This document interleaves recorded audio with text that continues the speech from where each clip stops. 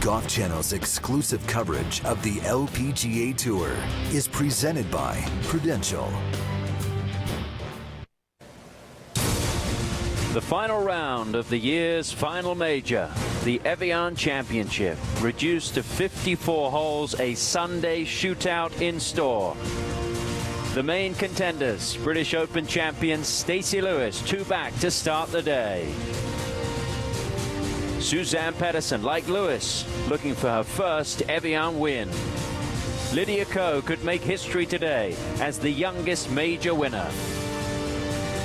And the overnight leader, Mika Miyazato, can she hang on and become Evian's first major champion?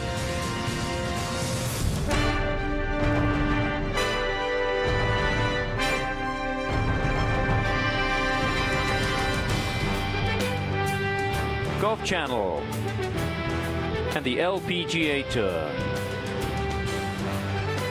proudly present final round coverage of the Evian Championship from the Evian Resort Golf Club in Evian-les-Bains, France. It's been a challenging week on the banks of Lake Geneva. Thursday washed out, the championship reduced to 54 holes. Last night, because of the forecast, tournament officials took the unprecedented step of putting tarps on all 18 greens, and it turned out to be a good decision. Play delayed by 90 minutes, but when they rolled back the tarps, a little bit of squeegeeing required, but the greens were in playable condition. And the golfers are out on the golf course playing in a 2-tee start. It is good news because the sun is trying to peek through, and we may well get the Evian Championship finished by Sunday evening, which didn't look likely earlier in the week. The final group, Mika Miyazato, Lydia Ko and Suzann Pettersen, underway in just a moment. Stacey Lewis playing in that penultimate group. They are on their way down the first hole, so very shortly all of the players will be out on the course. Lewis playing alongside So Yeon Yu and Chella Choi. Let's hope we have a thrilling finish to the Evian with all the hard work that has been put in by the team here in Evian. Well, joining me in commentary, Terry Gannon, Judy Rankin, Richard Kaufman, Mickey Walker and Sandy McKenzie. You'll be hearing from all of us throughout our coverage here on Golf Channel and a little later on NBC. Looking across Lake Geneva to Lausanne on the other side, that's Switzerland on the other side of the lake, and Evian accessible by a number of European countries, Austria, Italy, France of course, a short drive from Geneva, so you get a wide variety of golf fans from around the continent able to come and watch the LPGA Tour, and it, for most of them, is the only chance they get to see these great players. Well, a few clouds hanging around in the mountains. There is a possibility that we might get some rain as the day goes on, but everybody keeping their fingers crossed that we can get this finished. Mike Wan, the commissioner of the LPGA Tour, along with Heather Daly-Donofrio, who is the senior vice president of operations, are the two responsible for the decision to make it a 54-hole event. They spoke yesterday to the media and they were explaining the decision. It was a very difficult decision, but at the moment it looks to be a very good one if they can actually get it finished come Sunday evening. And the fact that Heather Daly-Donofrio was a player, she has the player's perspective, and she felt they needed to have the game plan in place so the players knew where they stood at the end of yesterday. Mika Miyazato underway. On the tee from New Zealand, Lydia Ko.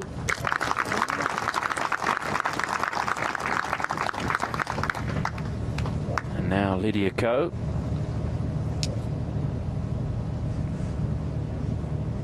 Trying to become the third amateur to win an LPGA major.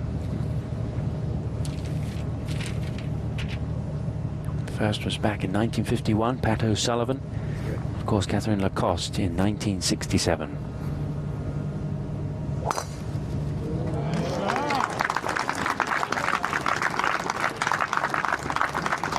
On the tee from Norway, Suzann Pettersen. Well, Will there be any stopping Suzanne Pettersen? She has been in just extraordinary form this year. Picked up a couple of wins, playing so well. Her iron play is absolutely superb, brimming with confidence, and nobody knocks it closer to the flag than when Suzanne Pettersen is in form. So we would expect, you know, another really good round from her today.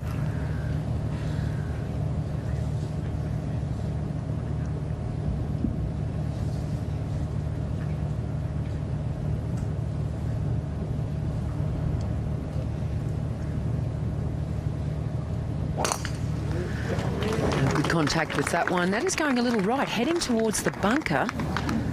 Ooh, not a great start, and she's going to have a horrible lie. The ball's outside the bunker, but I think her feet are going to be in it. Not the start that Suzanne Pettersen would have wanted, that's for sure. But she did have a double bogey, the third, early in the round when she won at Portland a couple of weeks ago. So she's got that ability to put it behind her and move on.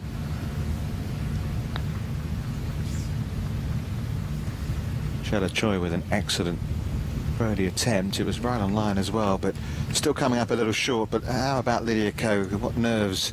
I mean, she's never, you know, we've talked about the fact, I mean, Sandy mentioned 2 wins on the LPGA Tour. She's won twice elsewhere as well, but she's never really been in contention like this for a major. And she, you know, all these players, I suppose there's bound to be some nerves, Mickey. Of course, you would think it's strange if they didn't, but it's going to be interesting today to see how Lydia Ko copes with the situation that she's been in. As you say, 2-time winner of the Canadian Open on the LPGA Tour, but never really contended in a major, so this is a different situation for her again. Interesting as well, she's in the same position as she was a few weeks ago in Canada. She was 1 shot behind Caroline Headwell there, and she came out and she birdied 6 of the first 8 holes, wiped the floor with everyone. And we saw yesterday she could easily have gone on a run like that during her second round. But here's a lady who knows how to get a major done, So Yeon Yu. She's looking to get within 2.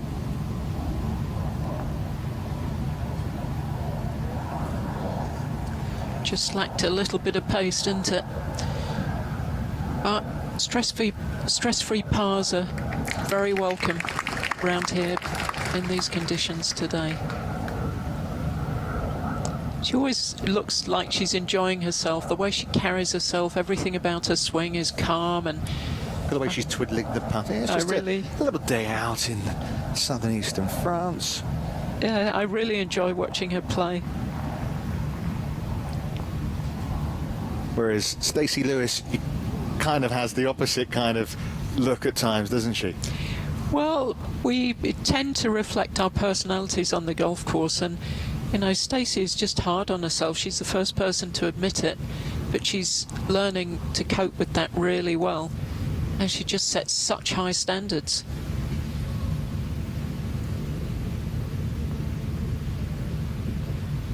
Perfect start for the world number 2. She means business. She thinks she's played just ordinary golf so far, and she thinks her best 18 holes are yet to come at Evian. Well, 1 hole, 1 birdie.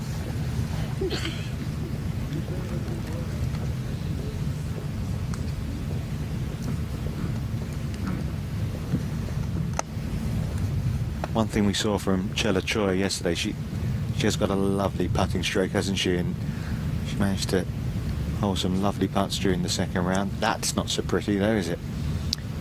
No, that's not going to be easy at all. I don't know if she can stand outside of the bunker. Maybe. If she's in the bunker, it's going to be incredibly difficult because the ball's sitting quite a bit above her feet then. But you were saying, Richard, Chella Choi, very impressive on the greens yesterday. Lovely putting stroke, gets the ball running beautifully at the hole. And everybody's going to be faced with quite a few of this length putt today. The long putts, it's going to be hard to get close.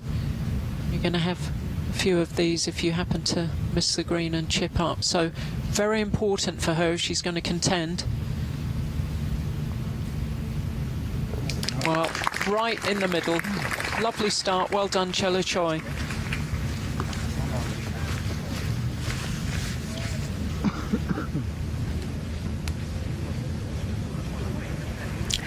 Well, Suzanne Pettersen tried to stand in the bunker and thought, "Oh, that's too tough a shot." She's trying to see if she can hang on with her toes and stay on the grass, but she can't see the right-hand side of the green. She can't see the flag. She's really just got to try and advance this as far as she can.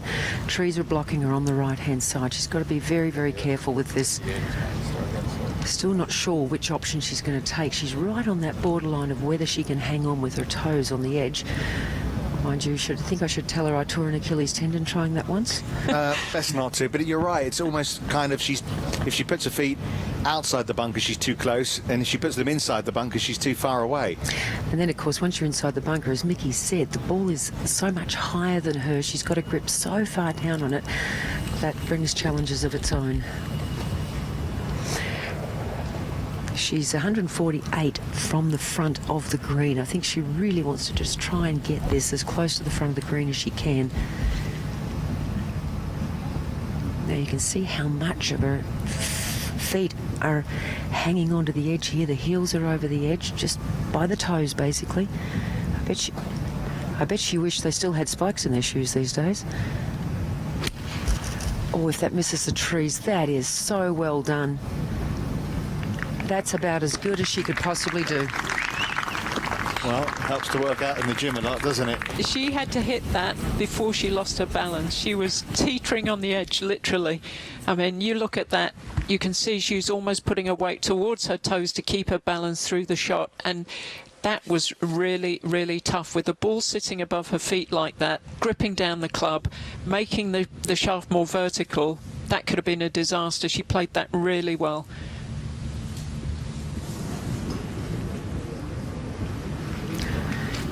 Now it's a clear view here that Mika Miyazato has.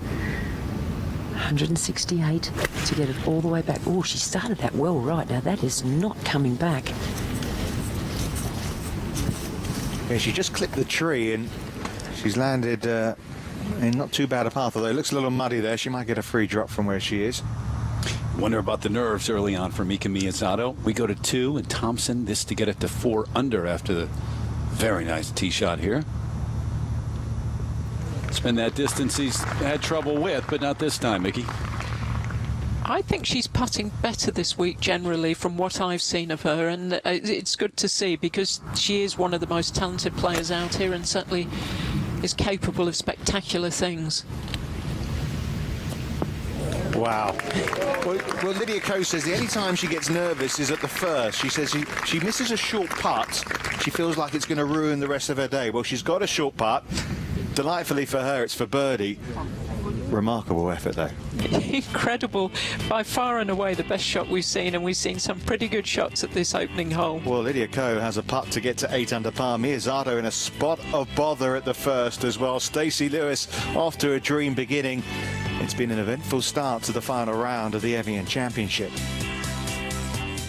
Yeah, many thanks to Jacques Bonget and Frank Ribot, who put on a very good show here at the Evian Championship last night. A marvellous party at the Hotel Royal with fireworks and lavish food and wonderful after party. Suzanne Pettersen with her third, and this would be a wonderful 4 if she can make a par here.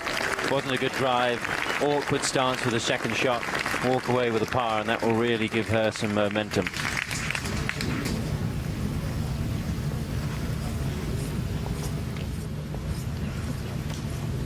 Take a look at the contact there from Suzanne Pettersen.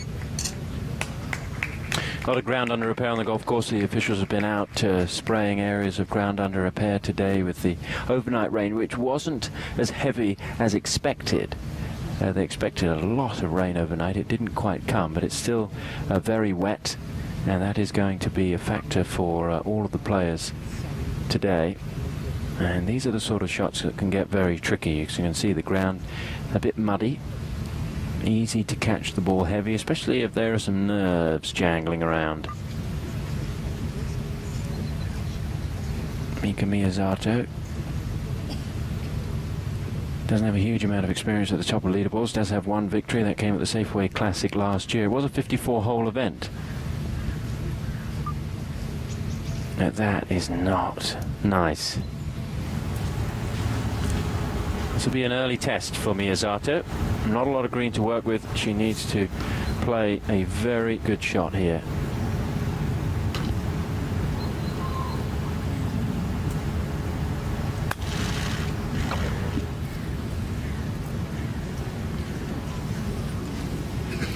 Well, not bad. She's given herself a chance for a par.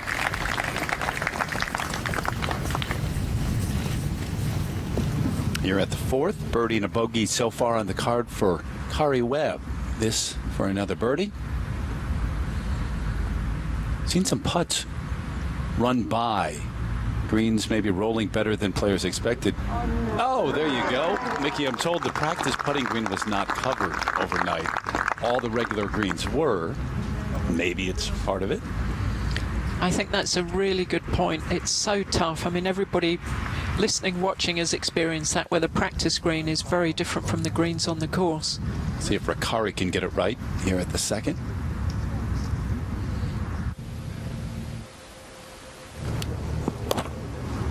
Oh, what a good putt. What a good putt. Little tap in for par for Beatrice, who's off to a good start here on the final day. You're not quite sure when you put tarpaulins on greens how they're going to react, because, as you said, you've never seen it before. How much quicker they'll be than a green that was not covered. Back to the first. How nice is it to see everyone out on the golf course?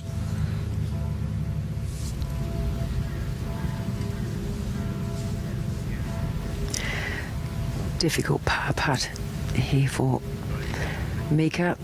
Should be a little slider. Oh, caught plenty of the hole. So it is going to be a drop shot for the tournament leader. Caught a little bit of the hole, just not enough. And there will be some change at the top of the leaderboard. That's at least a bogey, of course, for Miyazato, which will make it 4 at 7 under. Lydia Ko has a chance for birdie.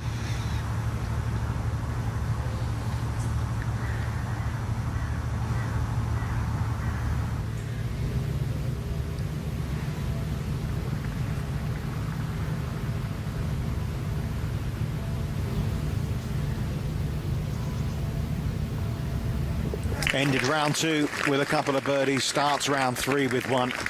Lydia Ko in the lead at the Evian Championship. She looks so nonplussed, doesn't she? Well, she said that first putt on the first green, all important for her. She's knocked it in. Sandy, this would be some par, wouldn't it, from Pettersen? This would be an exceptional par from Suzanne Pettersen, because I didn't like her chances when she was down at that bunker, but gee, she's done this well. And what a little confidence booster it'll be too. And that is a get out of jail for Suzanne Pettersen, so that's a good start.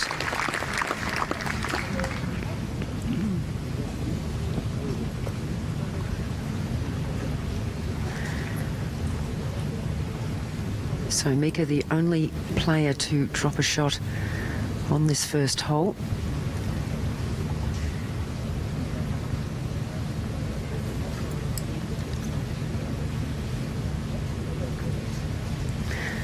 So there you have it. The lead has changed already. Yeah, Mika Miyazato, who led after days 1 and day 2, now trailing by 1 shot.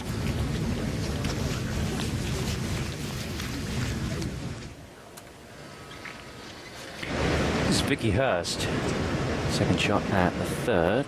You can see some of the areas of ground under repair marked by the white spray paint. Vicky bogeyed the opening hole, par at the second, and almost an eagle 2 at the third. Well, that'll get her back to even par, back to 3 under for the championship. To the second, and IK Kim for a birdie.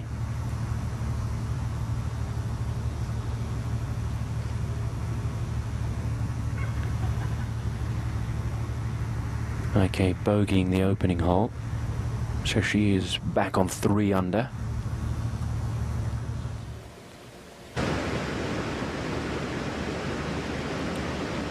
Now Lexi Thompson with her second, number 3.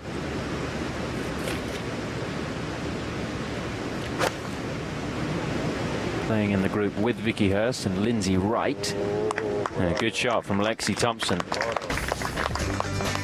Lexi with a good start. She birdied the second, having made par at the first, and now a chance to get to 5 under par. So Lexi Thompson, who has played well in Evian in the past, trying to stake a claim at a major championship. Chella Choi on the tee at number 2, playing 162 yards today. They have moved up some of the tees. The 9th, the 12th, and the 15th holes have seen considerable movements.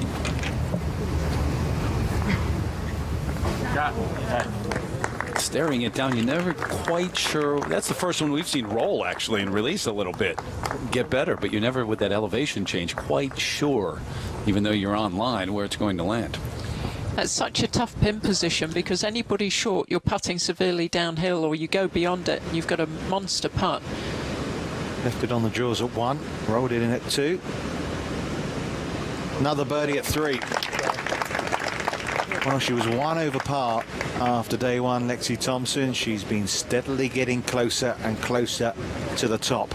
But right at the top right now is a lady who, believe it or not, is 2 years younger than her, Lydia Ko, the Kiwi amateur, looking for a 5th professional win, but of course will be the youngest ever major winner. 17 holes, still a long way to go, leading by 1 from the world number 2, world number 3, and world number 19. Mika Miyazato dropping a shot from her overnight lead. This is Jennifer Johnson for birdie at the 4th.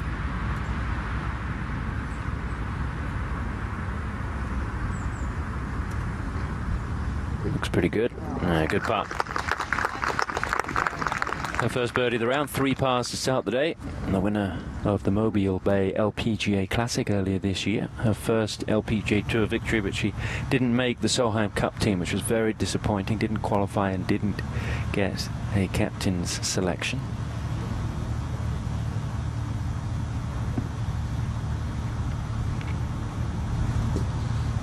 Stacey Lewis taking a long look now, and Lewis right there in the thick of things, trying to win another major. She won the Kraft Nabisco, and remember a few years ago when she broke through, she was in that group, final group with Yanni Sen, who was defending the title. So after that day, nobody's going to question whether or not she's got what it takes in a late group on the final day of a major. You know, I know you understand this, but I've thought it. I'm not sure I've ever said it to you or to our viewers, but she would be the player who wants the ball.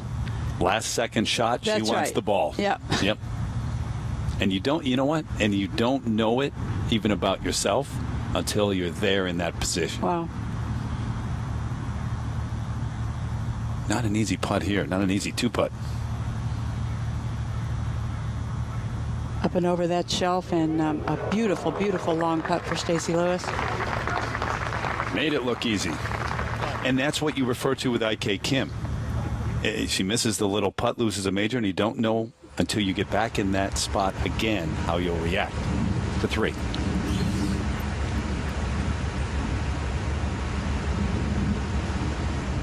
Well, it is probably going to play as one of the easiest holes on the course today, the 3rd.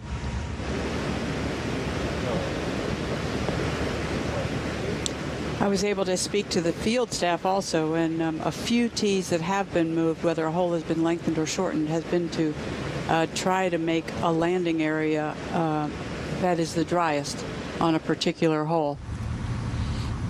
Well, we go from 3 back to the tee at 2, and at 3, there almost isn't a landing area. That's true. Was it our friend Ron Sirek tweeted it was just right. Slightly larger than his room? That's right. His hotel room. All right, back here at 2. You to get it to 6 under. Realistic chance. She is a very precise player, but as you watch her through the day, you will see that she goes about her business very decisively, doesn't waste a lot of time. Okay.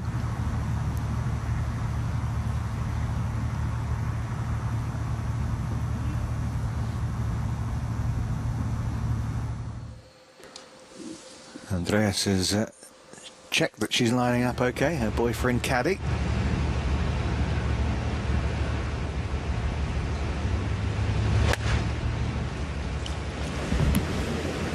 saw just a wedge for Ricari, and she's played it very well.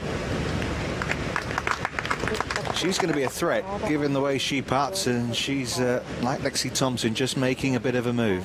I think she's proving to be a very tough competitor. She can stand up to the heat when she's in the mix. See, some of the areas of this golf course have not matured yet after they've redone, well, all the greens, but redesigned the golf course, but it will. Big commitment from Evian. We were at a dinner last night, and in part where you were honored last night, Judy, for the Excellence in Media Award this year, 2013 winner. Congratulations. Well, thank you very much. But, you know, I would say that apologies about the golf course and about the conditions. Great putt from Chela Choi. Were really unnecessary because such an effort has been made here, and we cannot, no one that I know can control Mother Nature.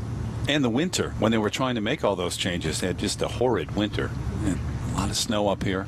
But the point being, too, it's a long-term commitment here at this place and from the people running this event. Yeah, this is for the long term, and I hope I get to keep my job long enough to see this this golf course mature and this become the major championship that I know it will become. Well, keep saying smart things, and we'll be here together, hopefully.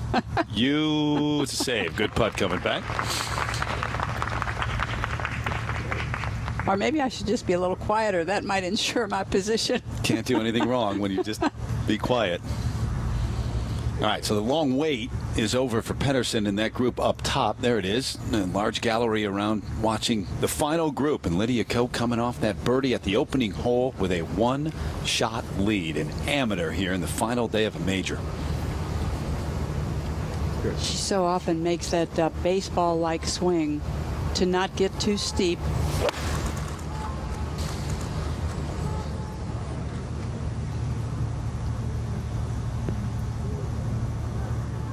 Absolutely online. Could have used a few more yards. Yeah, Choi's released a little bit, but Lydia Ko's does not. You know, it's a good news, don't get me wrong, if she goes on to win this major. However, you will think at some point, almost $500,000 that I gave up. Which would tie to more than $1 million that we know she has left on the table in professional golf. She can't change her mind down 18, can she? I don't think you get a do-over on that check writing thing. Pettersen getting set. What a par at the opener. Boy, and you know, regardless of how you play the first hole, whether you play it terrifically or whether you do what she just did at the first hole, that's a big confidence builder for the day.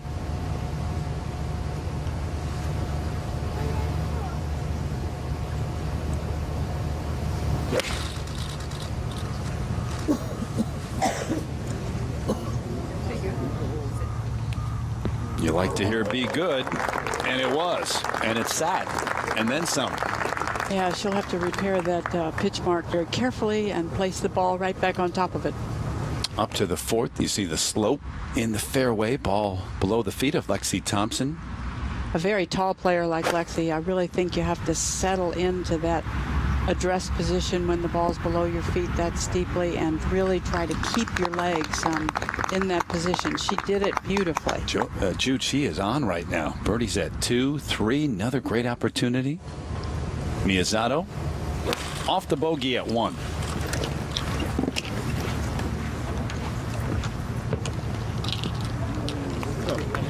Okay, good shot. Wayward approach back at 1. Not this time, though. Maybe she's settled down. You know she's got nerves. I mean, and she's talked about the opening holes, but especially today and with whom she's playing. If you just know her a little bit, you know she has to be nervous. That is just part of Mika's MO. Bit of a swinging putt here for Sayuri Park. First look at a birdie today, but she never had that high enough.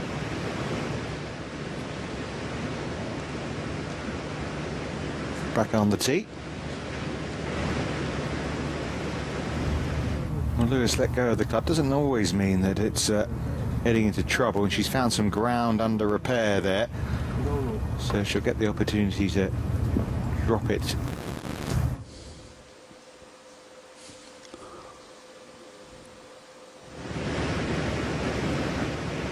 Won't be far away, Judy, the way she putts.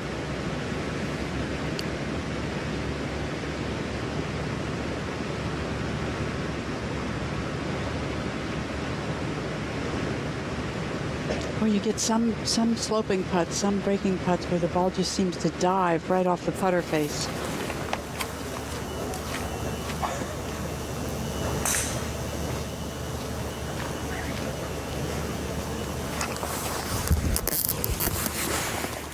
Safely down the middle for you.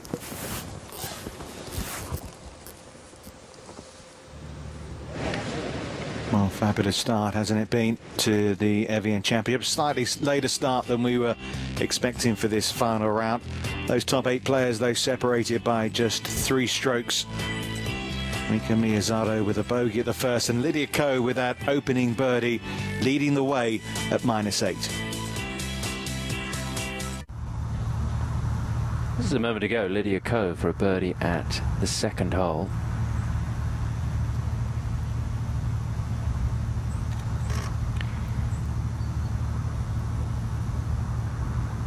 She's very honest in her media interview. She said at the Rico Women's British Open that when she makes a birdie on the first hole, she gets very nervous because whenever she makes a birdie on the first hole, usually things don't go her way for the rest of the round. She made a birdie today. This is Mika Miyazato now for a birdie at 2. Trying to get that shot back that she dropped at the opening hole, and a few players have struggled on that second green. It's a little quicker than they expect. Both Ko and Miyazato running those putts past the hole. Lexi Thompson now trying to connect again here with a birdie at 4.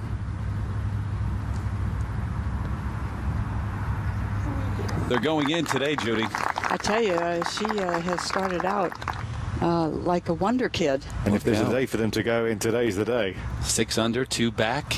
Pettersen for birdie. A little right to left in the putt. How about that? Great save at 1, birdie at 2. Pettersen to 8 under. Competitor. That's what she is. She is a fine one at that.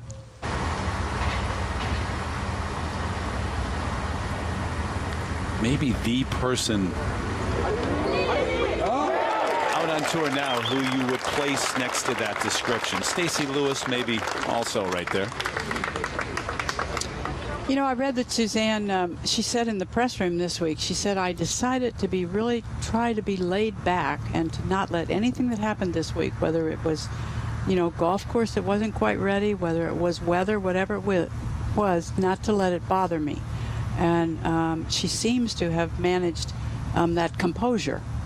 See if Ko can make this par putt at the second.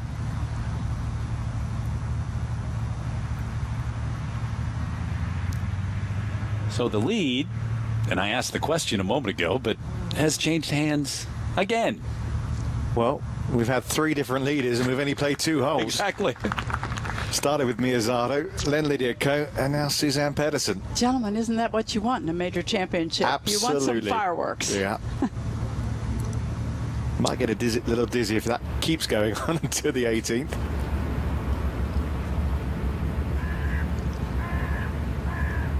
Just a flick in for the players at this back pin position at 3.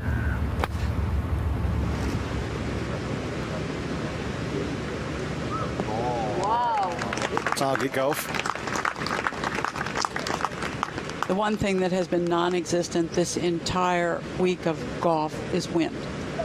If we've had any wind, maybe it has been 1 or 2 miles an hour for 1 or 2 minutes, but it has virtually been absolutely still. Don't like the look of that umbrella coming up. Miyazato, okay, 2 putt. Steadies that at the second. Bogey par start. She's 1 behind.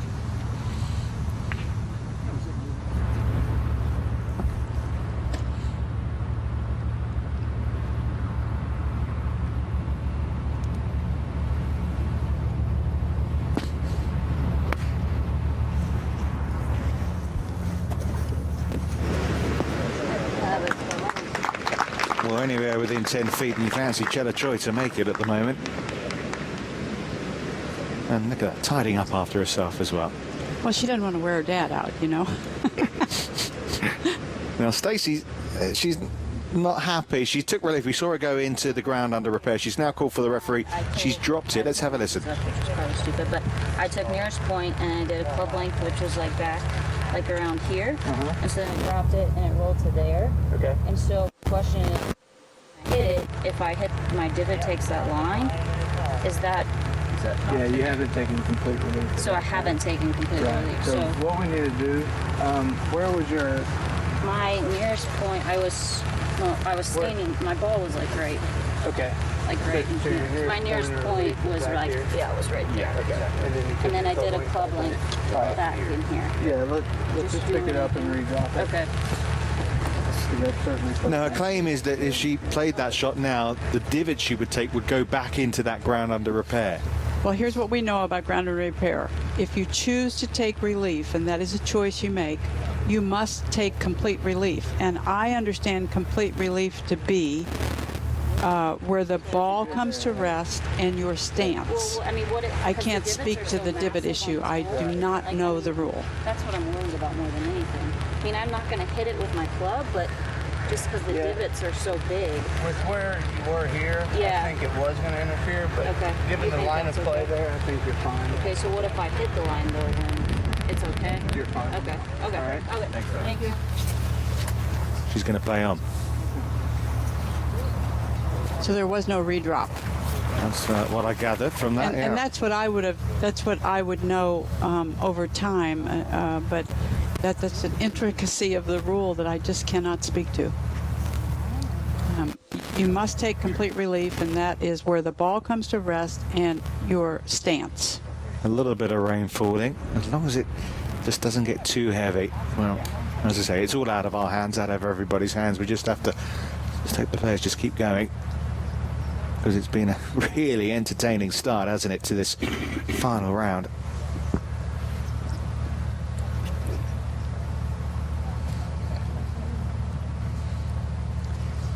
This is the K-sub. You are playing from the rough. The ball is below your feet, but it is such a short shot that I don't think you leave room for the ball to chase forward. It's still going to stop quickly, and it did.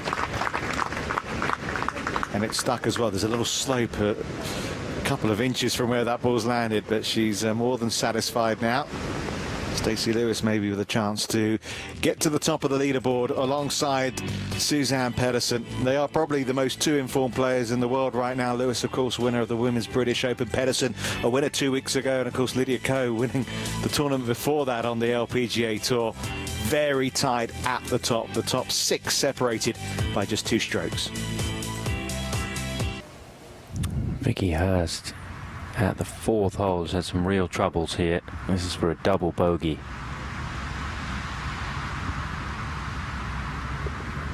So Vicky falls back to 1 under par.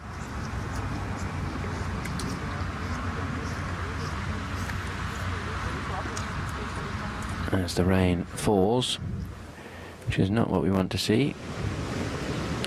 Vicky Hurst, currently 76 on the money list, and one of those players trying to get into those Asian events, which start in a couple of weeks in China. Stacey Lewis for a birdie to get to 8 under par.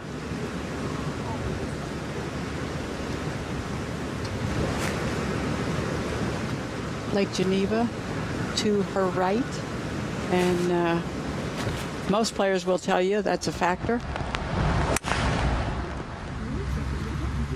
Second shot on the way to 4th green, or maybe not. Oh my goodness. She's had a few loose ones today, hasn't she, in Kyung Kim? That is a big miss.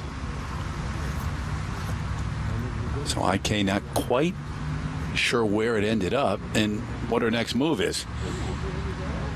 She's getting another ball out, Sure I think. is, yeah. The 3? Yeah. And this is a putting stroke I'm becoming more and more impressed by as the days go on here. Absolutely. You can't see anything going wrong with it, can you? Her wrists are just so very quiet. we like to say your hands are quiet, but really, to be more specific, we're talking about your wrists and if you're flippy or not. Boy, she is not.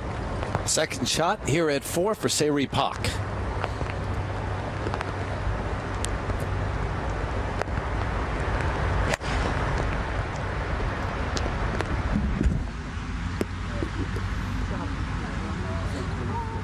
Hang on now.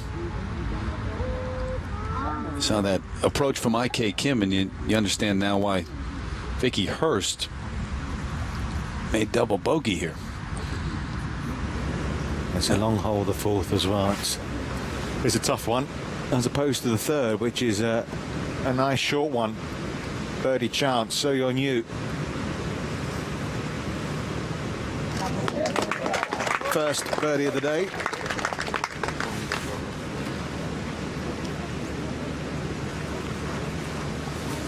Doesn't matter what country you're from, you seem to understand that little fist touch.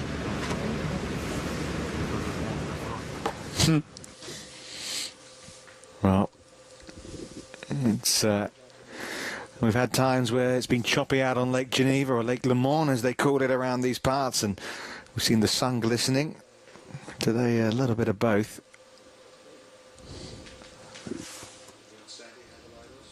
So Sandy, how is the lie here for Mika Miyazato? Well, Mika Miyazato has found herself only about 2 feet from the front. Now, she's actually been incredibly lucky because her pitch mark, the ball has just popped right next to her, so she nearly settled back into it, which would have made it so much more difficult. Currently, she's 129 from the flag. Only good thing about it is she's coming in from the right side, but she's got front lip.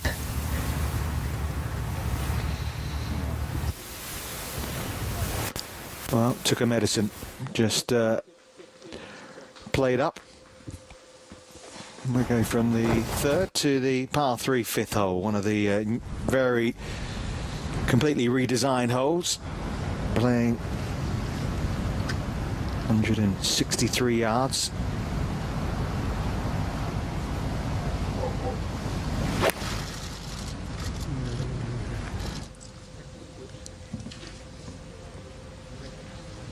And that's in a very similar position to where we saw a 3-putt earlier from Shan Shan Feng.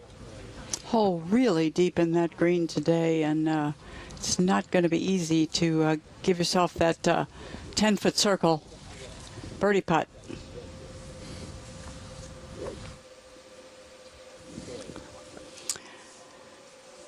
Well, you look at the third hole, and the tee moved up on the third hole today. 343 yards on the scorecard, but moved up considerably today to find a dry area for balls to land. You can see there Suzann Pettersen avoided the bunker.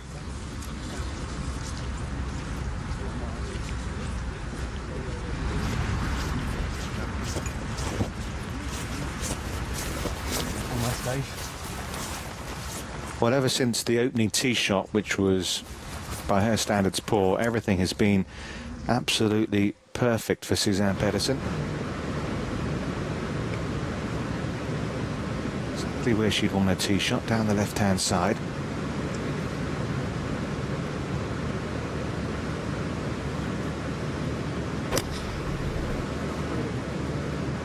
Eyeing this one up and down as well. The tournament leader may be about to stretch her lead. We'll give her that one. I certainly will. They won't, but we will. Chella Choi up on the tee at the fourth. 414 yards. They moved it up today because of conditions, 35 yards. Hadn't been easy, though. And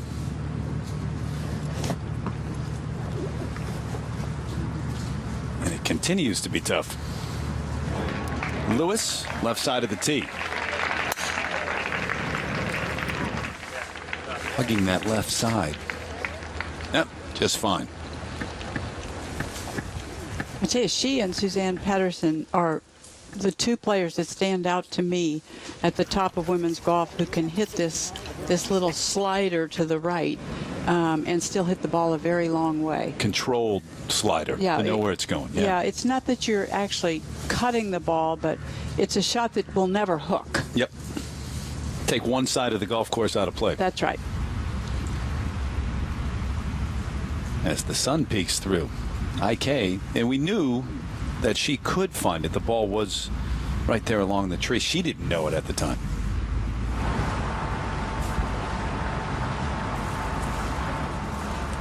Can't quite pick the club up. She could go down a little farther on the grip. You can actually get your right hand down there on the shaft and still play a pretty darn good shot.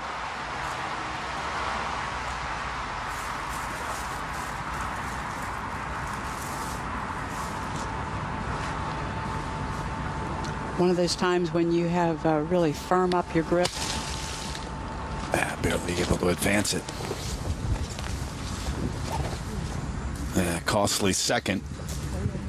And now it will not be an easy fourth. To the third. Mika Miyazato having to play a third. I can tell you Lydia Ko has put it pretty close, like Suzanne Pettersen here. Miyazato doesn't look enamoured by that one, though, although pretty good. You can see Lydia Ko's ball there, just short of the hole. Part of your challenge today is don't get yourself in a position of taking those big, deep divots. You want to be a shallow divot taker today. You want to play like the sweepers and the pickers that you watch. You'd have been good on a day like you were good on a day like today, Judy. Kim. Oh, so that's her fourth. You know, if I had a strength that was more, I was a really good wind player because I could control the trajectory of the ball. I'm not sure that wet conditions suited me so much. But the style of your swing. Can you change the style of your swing though, not to take a divot? In other words, if you normally no, you can't change the style of your swing, but you can make minor little adjustments that I think really good players are capable of making. You can get ever so slightly, and ever so slightly I mean that quarter to a half an inch farther from the ball. That will flatten out your golf swing just a little bit. There are things like that you can do so that you don't want to be thinking about how to swing the club. You just want to make those little setup adjustments that give you a better chance. Yeah. Well, Lexi Thompson obviously trying to work out things here at the par 3. Suzanne Pettersen, though, will move to 9 under par.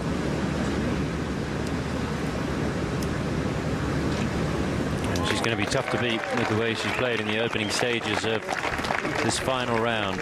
And Judy Rankin mentioned something earlier that Suzanne was alluding to yesterday, trying to stay positive. It may be the key for Pettersen today. Lydia Ko looking at the short birdie putt at the third. This for a birdie, bogey, birdie start and stay within one of the lead.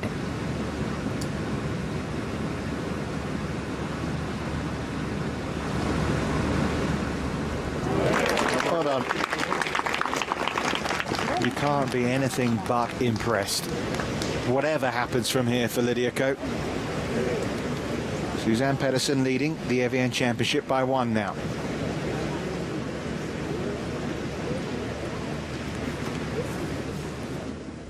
And Ko has yet to make a par. Birdie, bogey, birdie, start. Sayri off the back edge.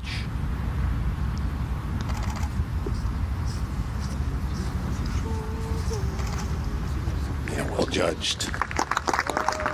Hawk, the Hall of Famer, has won 5 major championships throughout her career. Been a while since her last.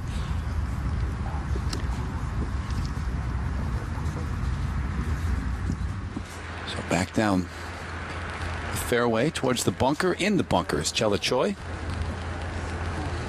That looks pretty dire for Chella. Something she's going to have to get up very, very quickly.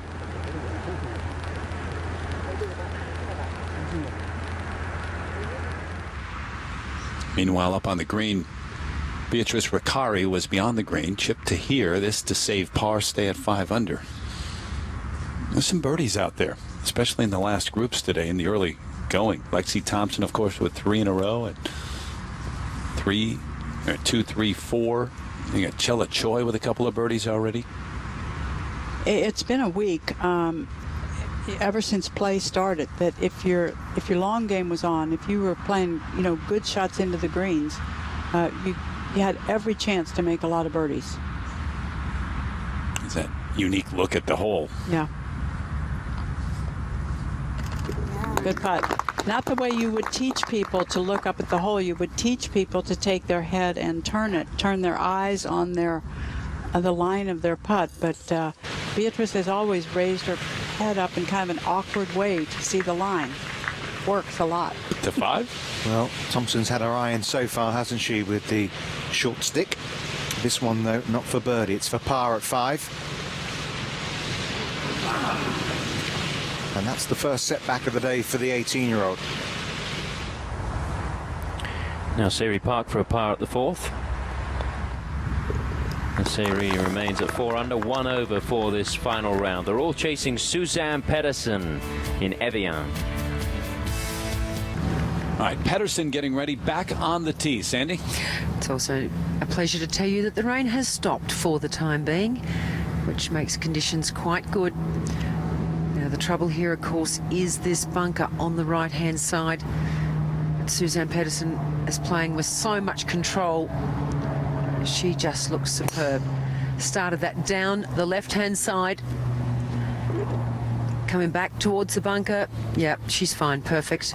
It's that tee shot you were talking about, Judy. Yep, just about 250 to that right-hand bunker. Maybe a little less today with the tees bumped up just a few yards.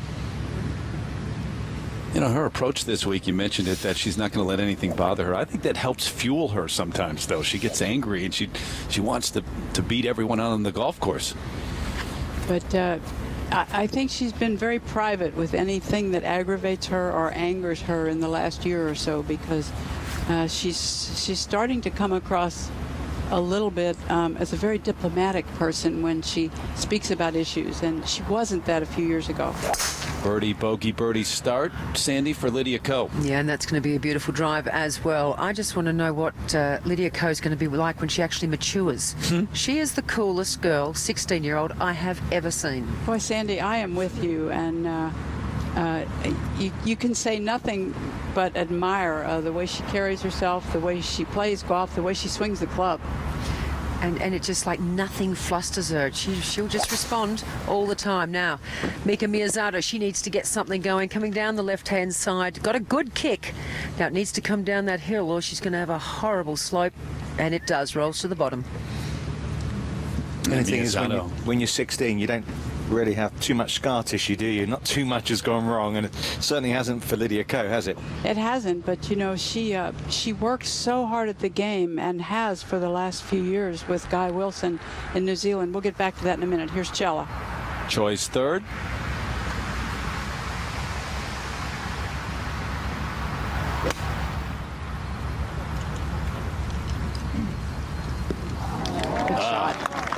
Scramble this 4th after putting it in the bunker, but good opportunity to save. Cello's been very consistent, coming off 2 straight birdies today. Red hot. Up to the 5th. 197 yards it's playing today, this 5th hole. A long way in there for some of these players. Yeah, and if anything, it feels, or actually is, uphill to the back portion of that green. Hole plays ever so slightly up. It does, yeah. Used to be a very much uphill par 4. But, yeah, still an uphill par 3. Water around, and that's in a nasty place for Ricari. So Thompson coming off a bogey at 5 after the run of 3 straight birdies, now at 5 under.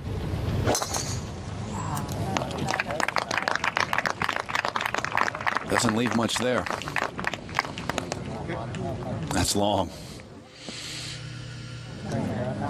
And in the fairway. 2 under on a round today so far.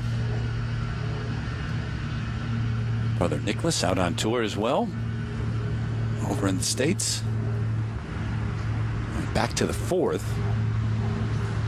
Lewis getting set. Along with Chella Choi, who's in there tight, trying to save par. And So Yun Yu with a birdie opportunity, back edge. The major champs in Lewis and Yu. And Cella trying to get there. We talked about it earlier, Jude. They covered all these greens with tarps last night. They didn't cover the practice putting green. So early on, you saw some putts rolling by. I wonder if that had any effect of different speed. You know, I think every day that you go play, whether there's conditions like we have here or if it's a perfectly normal day, you are on the first couple of greens kind of trying to find the feel for the day. It always seems ever so slightly different than the practice area seemed. Some moisture has fallen since then on the regular greens. And that was traveling. I think she put a little damp on that. I know, I agree. Right there. It's like Headwall's ace at 16 yesterday. It did damage the cup a little bit.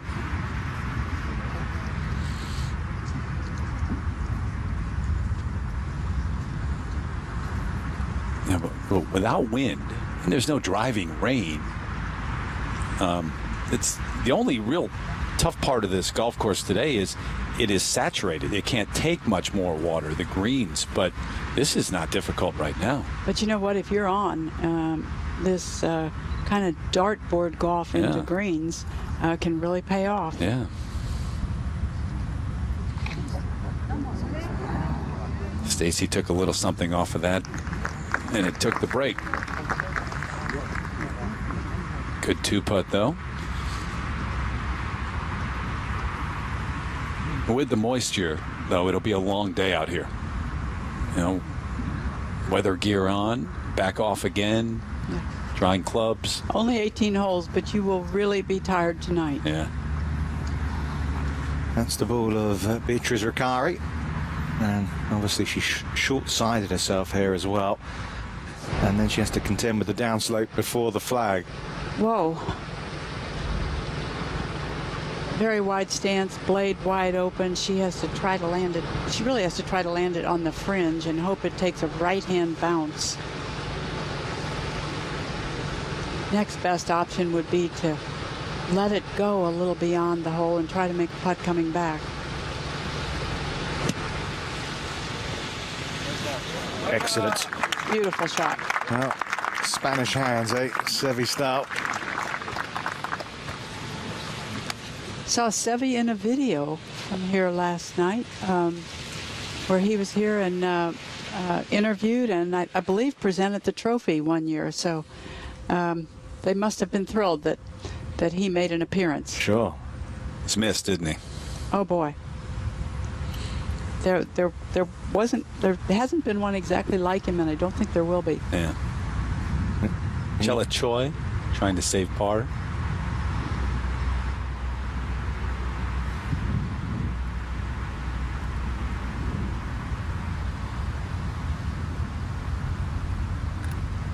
Well done. In trouble at the tee, but Cella Choi remains 2 under for the round and 7 under. Just a couple of shots back of Suzann Pettersen. There's Dad on the bag. Her father says he's going to retire as soon as she wins, but he's been saying that for six years. So her poor old dad wants to be there, as you can understand, when she wins. But Cella is the one that sort of instigated. She said, I want my dad on the bag when I get that first victory. So poor old dad doesn't have a lot of choice.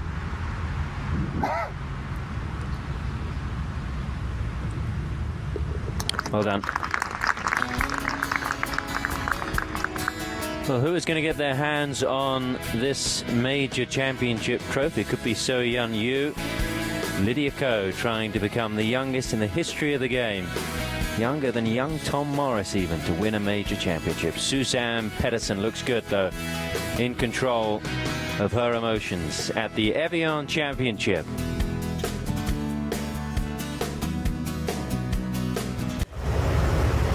Suzann Pettersen, second at the fourth. This was a moment ago.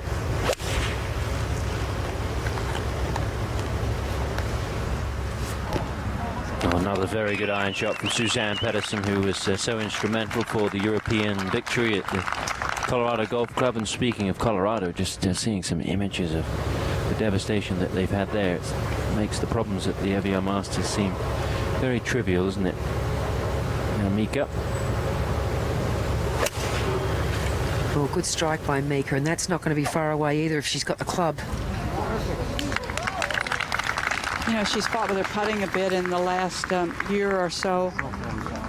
But the thing she really fights is confidence. She's just not as confident a player. It doesn't match up to her abilities. Started with a one-shot lead and could be down by 4 after this hole. Quickly it's turned to 5.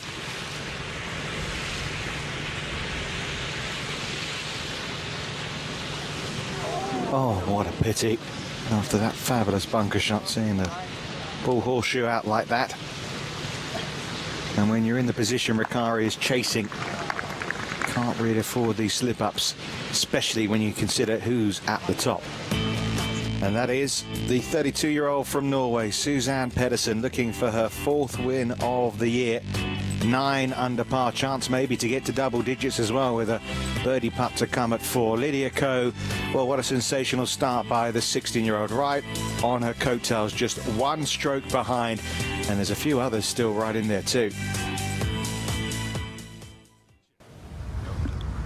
This is a 3rd shot at the 4th for Lydia Ko.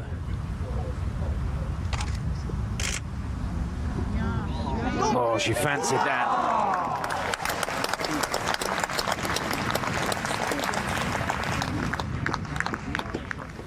And that was a moment ago. Lydia Ko would go ahead and tap that one in, so par for Ko. Angela Stanford for a birdie at number 8. Angela Stanford moves to 3 under par. Currently inside the top 10.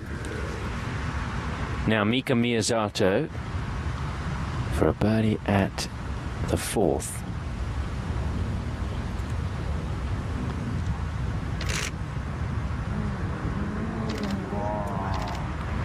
And Mika will remain at 6 under, 2 over par for the final day.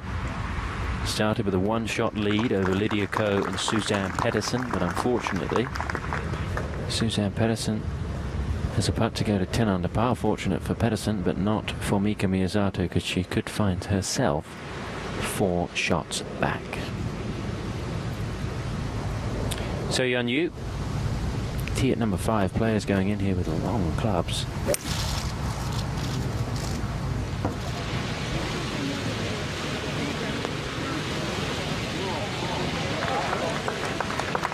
No trouble there for So Yeon Yu.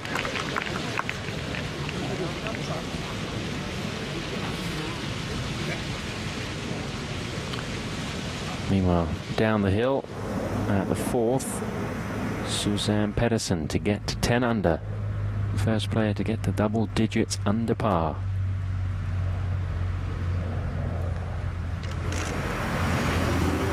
Didn't come back. So it should be a 4 for Pettersen there. She'll remain 2 under.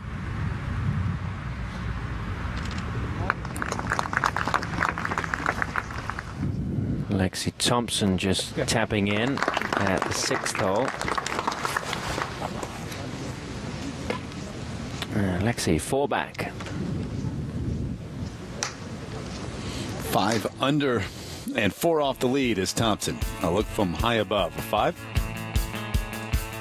You see a lot of water at the newly designed par 3, the 5th hole. It is playing very long today, 197 yards to a back hole location that's 38 paces deep in the green.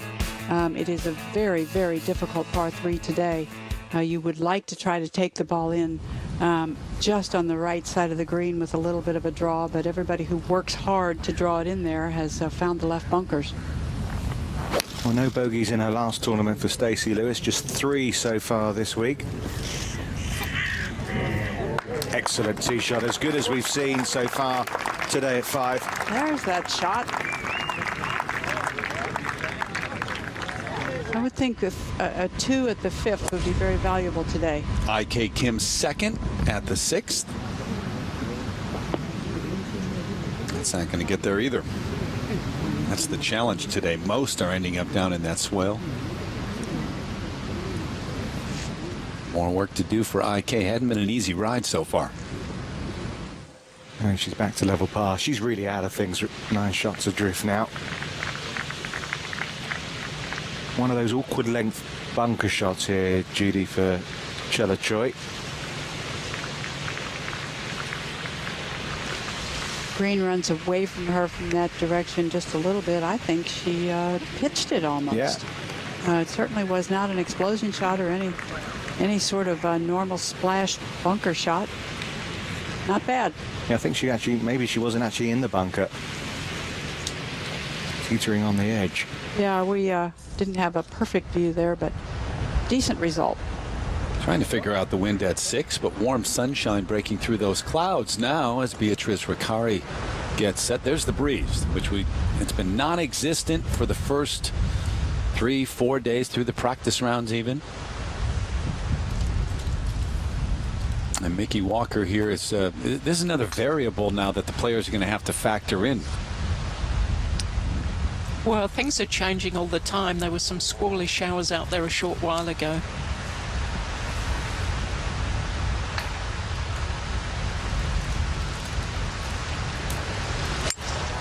You could see there, like so many of these holes, especially 3 and 4, balls sitting below Beatrice's feet, and that tends to be what happens. The ball drifts off to the right.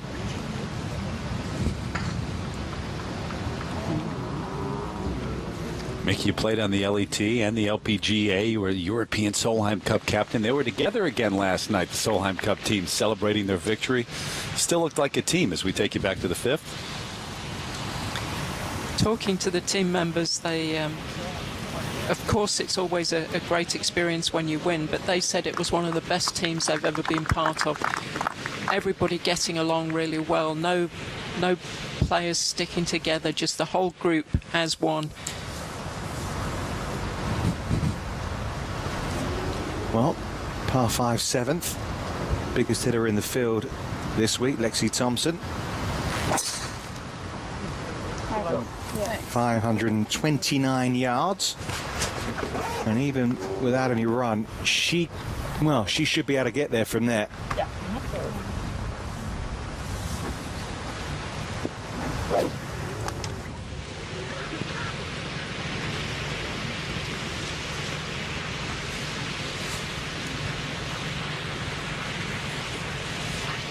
Well, it should be. Is Chela Choi to putt first? I would have thought for par. Well, but it is gloomy looking.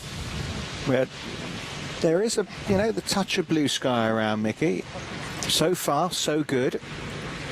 I love how you meandered from one to the next. Hedging my bets, Terry. They're hedging my bets. It does depend which direction you look in, whether you see blue sky or dark clouds. And the thing is, with mountains around as well, it can move one way and then the other.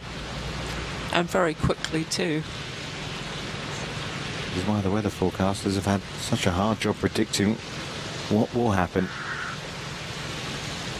Well, Choi needs her putter to bail her out here after finding right-hand side with a tee shot. Not this time. So first drop shot of the day takes her 3 away from Suzanne Pettersen, the leader.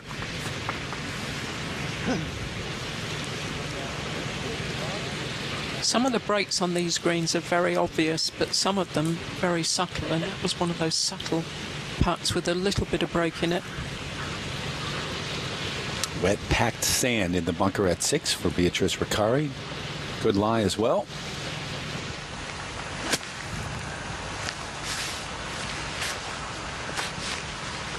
See that elevation, see how high, can't even see the bottom of the flagstick here, which is pretty much the design feature around most of these greens. Even 18, Mickey, now that they've taken the grandstand away, there are mounds that surround 18, and it's a feature across the golf course. The natural amphitheater setting, yes, it's there, but depends what side of the green you're sitting. Well, that's another very good shot by Beatrice. Yeah, she failed to make the putt after a terrific bunker shot at 5. She'll be hoping that doesn't repeat itself here at 6. Now, wonderful opportunity for Stacey Lewis. Kind of putt she needs to really make to put a bit of heat on Pettersen, and she has.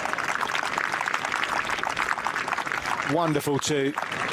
Won't see too many of them at the par 3 fifth today, given, you know, where the pin is today, how long it's playing. That was only the second birdie of the day so far. I'm not surprised. 38 yards on that pin on the 5th as we go back to the tee. Well, now that we've come up from the side of the mountain, I'm feeling some serious breeze up here. It's sometimes behind them and then moving around from their right, helping them from the side. So it's swirling a little bit. 197, pin a long way back there. That's going a little left and hot. Oh, just dropped into that left bunker, I think. Didn't quite get in the bunker, but it could be a little awkward. So just the first hiccup since the first tee shot from Suzann Pettersen.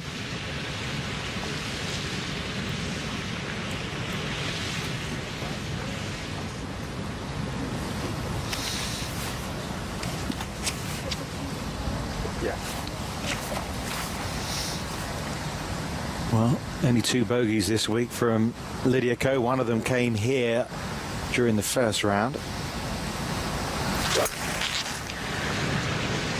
Good contact by Lydia Ko to the right of the flagstick, though. Has found the green, but it's a reasonable way away, although starting to make its way around a little bit, but on the wrong tier.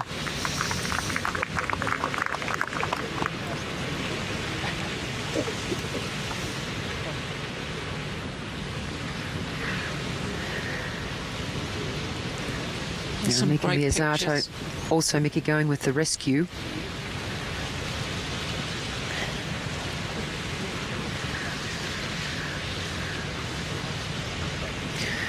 Now Mika has to start knocking some shots close. She's slipping away from these other two. It's good contact. Now that again is going right to left, following Suzann Pettersen, and that is in the bunker. Yeah, it's not the start that she was dreaming of overnight, is it, for Mika Miyazato? Never easy, is it, to win wire to wire. And then when she's in the company of the players she is, we've got the world number 3 topping the pile, the world number 2 alongside, well, the number 1 amateur in the world tied for second. It's a stellar top of the leaderboard in the final round at the Evian Championship. Tee times were delayed this morning, but the final round well and truly underway. Could be an interesting one. I'm Tom Abbott, joined by Terry Gannon, Judy Rankin, Richard Kaufman, Mickey Walker and Sandy McKenzie. Suzann Pettersen out in front at the moment. This has second at the par 3 fifth. She thought that may release a little bit more down to the hole. Not a huge amount of green to work with.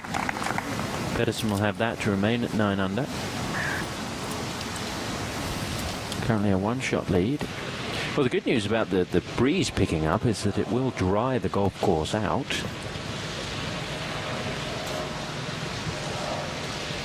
Yesterday when Mike Wan and Heather Daly Donofrio were talking with the media regarding the situation, the thought was that they would be able to play 54 holes, but it may take 2 days. It may take Sunday and Monday. They'd only be able to play 9 on one day and 9 on the next day, depending on the conditions. So this is a lot better than what was forecast on Saturday morning. Mika Miyazato in the bunker. And the sand will be damp because of the wet weather and the rain overnight, but that bunker looks in pretty good shape. The green staff working very, very hard. They brought in a lot of volunteers from around the area to work on the course. Miyazato spending a lot of time over this, Sandy, and you can understand why. Yes, well, she's got the second bunker just hanging out in her way a little bit there. She needs to carry this a fair way. Ball's laying okay, slightly below her feet. All go. Now settle. Yeah. Not bad. I mean, it's she's possibly going to make par, but she just can't afford to be letting these slip away.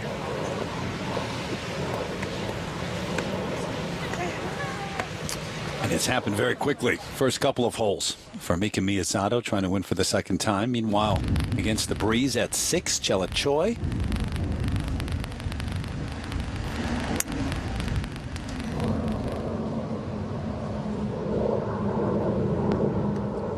Very good with the hybrid clubs. Normally not quite going to get over the ridge. Safe, though. 7. Well, that's an a hole where Thompson, of course, would be eyeing up another possibility of a birdie, but right now she'd like to escape with a par.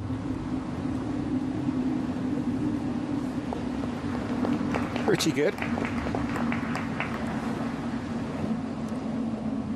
Do you think that growing up with 2 golfing brothers must have been a big influence on her life and the way she hits it so far? Stacey's second on the way at 6 with an iron.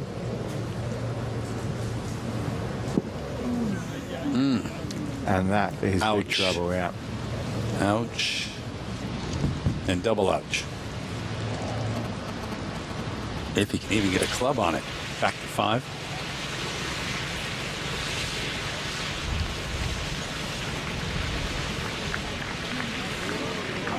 Wonderful putt from Lydia Ko. Unflappable, isn't she?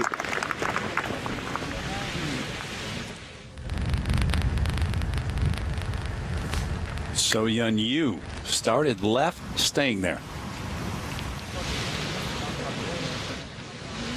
Not nearly as bad as Lewis, though.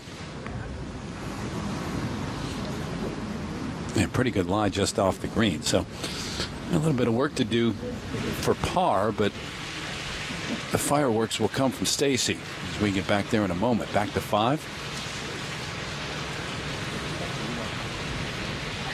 Right to left break here for Mika. Now this is a par putt. If she drops this, it'll be 3 in these first 5 holes. This is very important that she's got to start making putts of this length. Got a lot of opportunities slip by. Just doesn't look, I don't know, I think nerves may be playing a little bit of a part in this. She just doesn't look all that comfortable over her shots today. Yeah, she's got a new caddy on the bag this week as well. Hiroyuki Kada, who used to be a caddy for Ryo Ishikawa, and obviously he's got a big role to play. You can see here a lot of discussion between the two. She's obviously trusting what he says already in this early stage of their partnership. It's always a big change, a change of caddy. Sometimes good, sometimes not so good, but he's a very, very experienced man. Okay, 4 par. Mika Miyazato, this needs to go in.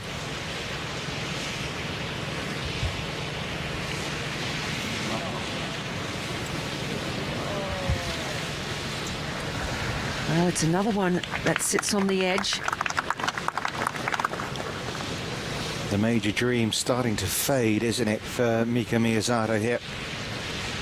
Still time to turn things around, but now 4 behind Suzanne Pettersen. Well, of course, Suzanne Sandy has a little bit of work left here. Yeah, she has, and the way she's playing, you really feel very confident, Suzanne, standing over this. I know she missed one on the previous hole, but I think the rest of the field would love to see her miss a couple of these because she just looks so strong. And even when she does make a mistake, she still just looks totally in control. She certainly is, well, not the angry player that she used to be, just very calm, Suzanne, and it is very good to see because she is certainly a talent. Now this for par.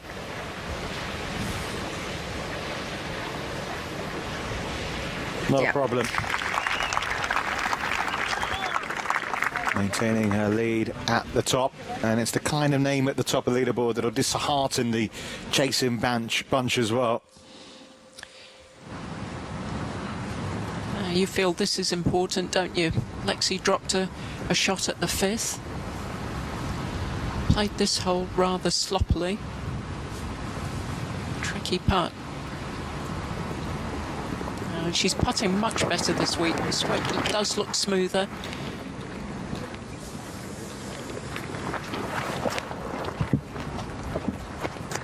It's easy to forget that she's just 18 years old.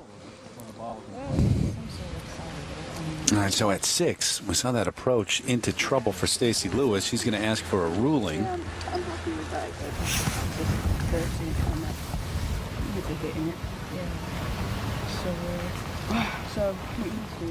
So while she does that, So Yun Yu will go ahead, well, taking a look.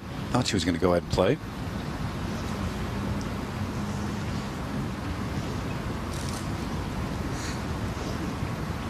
All right, now she is. So you not only have the sunshine, Mickey, you've got the wind, the breeze, which is going to help dry these greens out even further. That's going to add to the difficulty in reading the speed of the greens. I think we've had all 4 seasons already today. We have, haven't we?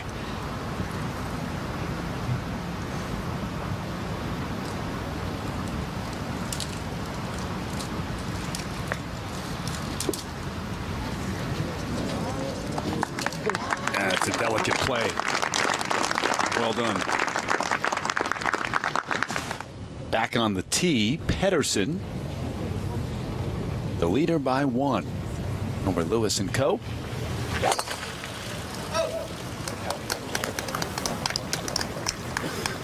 Not exactly happy with some of the noise right in front of the clubhouse there. Didn't affect the shot, though. No, there's a pathway immediately behind this tee, and it's almost inevitable that there's going to be some distraction. The media centre's opposite. There's a giant scoreboard just behind that tee, so a noisy part of the golf course. But as you say, another fairway hit by Suzann Pettersen. Concession stand right there as well. All right, Ko and Lydia with a couple of birdies, a bogey and 2 pars so far today.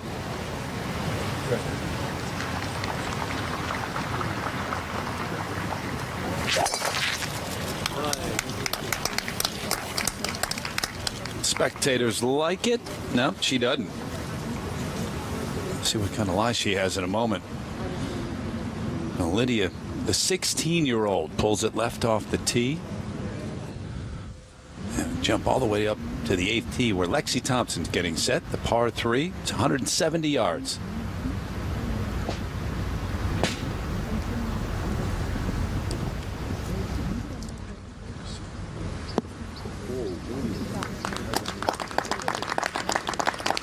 Hadn't had many poor shots today. She's been right on. She's been pretty impressive. I mean, she could have started with 3 straight birdies. She missed a short putt for birdie on the first and then followed that up with birdies on 2 and 3. Now that's coming down the left-hand side, just skirting towards those trees, but that'll be okay.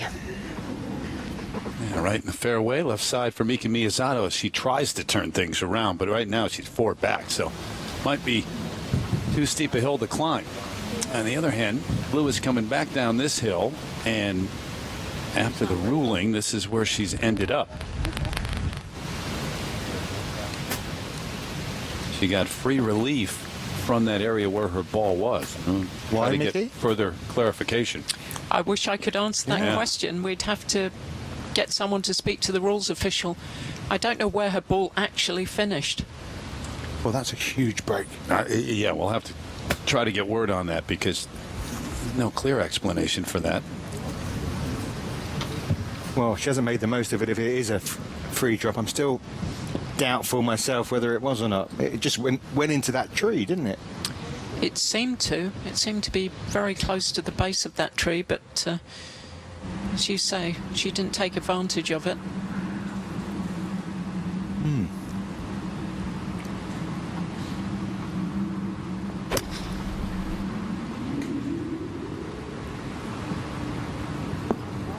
Lovely shot from the girl from Pamplona.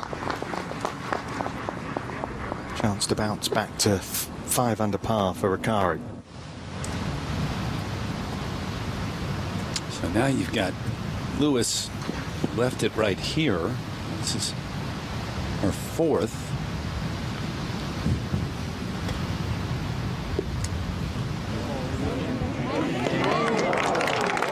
Close to holding it. Gonna drop a shot there, but we'll back that that story up. Well, referee has told one of our spotters out there that yes, it was free relief, but it's tough to figure out why she would get free relief from the spot that ball was in.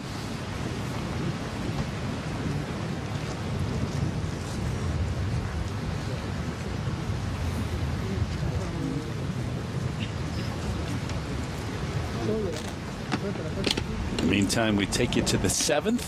And on a dreadful run, In Kyung Kim, double bogey at 4, drop shot at 5 and at 6. But a terrific chance for birdie at 7. But she's out of it. She's 1 over. And Mika Miyazato is close to being out of it. Still got to feel like she has a chance, 4 back, but she had a 1-shot lead to start the day and now is well behind. And they wait and they'll try to figure out the wind as they do. Meanwhile, Chela Choi up on the green.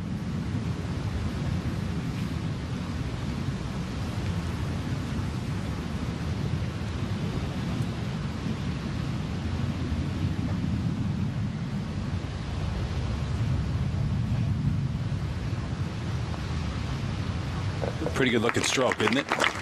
She looks so good over her putts. Everything's got a lovely rhythm to it, lovely setup, and she's held out really well all week. She doesn't look like she's going to hit bad shots either.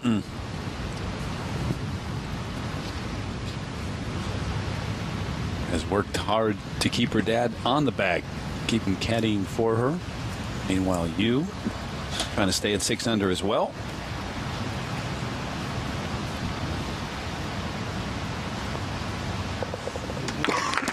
Okay. Lewis will have that putt for bogey.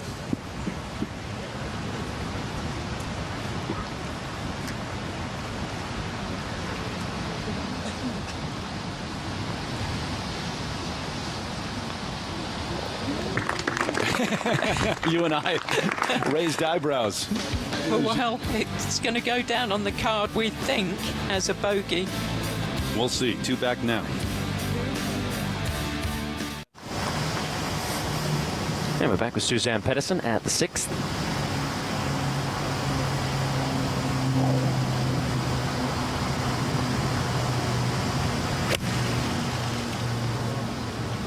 Lydia Ko has found the green here, trailing Pettersen by 1 shot. Have to come up that rise on the putting surface. No trouble for Pettersen.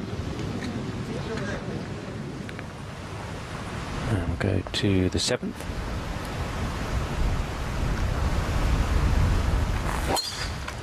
Playing into the wind now, this par 5 7th. So 3 shot up for the field.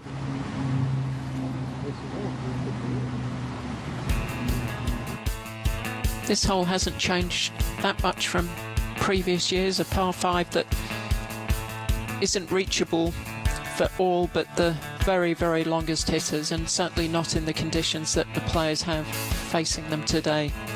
529 yards, and the pin today, as we've seen, cut right at the front, so difficult to get close to the pin because the green slopes up to it, and we saw Lexi Thompson just come up a bit short and the spin taking her ball back off the green. They have added a new bunker in the centre there, but as I say, in the conditions today, nobody can reach this in 2.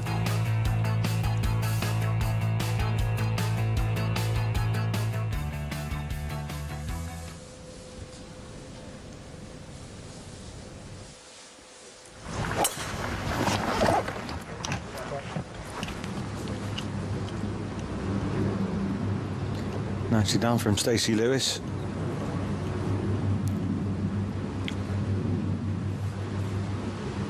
one of those players. She's in her 5th year now on tour and became a professional following a fantastic amateur career and just has improved year on year to being one of the top players in the world. She did reach #1 in the world, of course.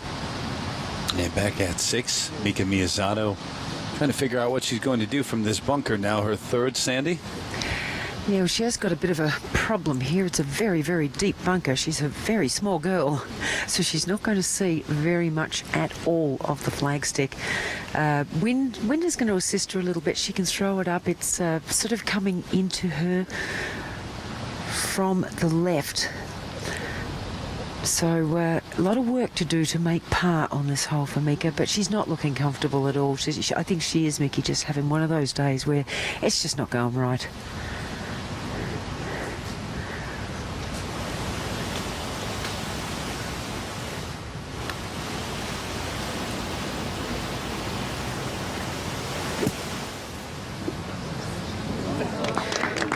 Too much run on that ball, but well, again, it's another one of those putts that she keeps having that length. She's just got to try and start holding them if she's going to save anything here.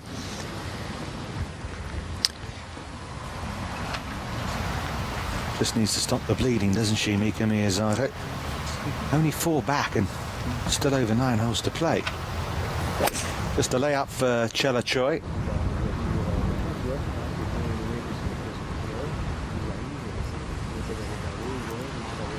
Yeah, if you had Suzanne Pettersen at 5 under par and Miyazato at the top at 9 under, you still fancy Pettersen to give it a good go. It's funny the perspective we get given the sort of player that's there. This is at the par 5 9th, Angela Stanford. 2 birdies, 1 birdie so far today from the American. And there's another one to go to the turn in 33. She's 4 under. This is quite a steep climb for Suzanne Pettersen. She's down a very, very severe hollow, and it's going to climb all the way until it gets to the top bridge. And it's not that far to the pin, so it's going to be all about the pace. It's a big swing right to left. But you know, that's a pretty good effort from where she was. It was a tough read.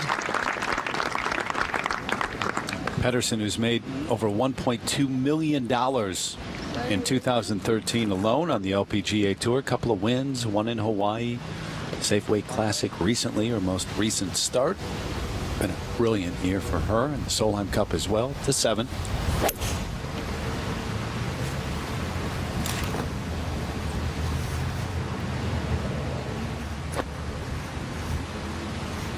All about the 3rd shot, isn't it, here now? Good to see they've moved the tee up at 15, and now that's with the wind behind. We'll see some players going for the green in 2 there as we come towards the closing holes. It's going to be a really good finish, isn't it, with 15, the new 16, and of course 18, such a tough hole. Well, there's always been a lot of excitement at the finish here at Evian, but this year probably more so than ever. Caroline Headwall saying Evian puzzle. Sure. Birdie putt for Ko.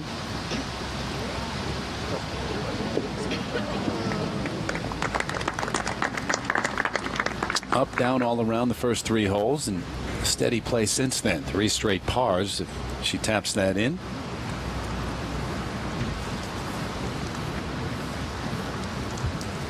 Get back to see that in a moment. Meanwhile, at the 8th, Ricari from just off.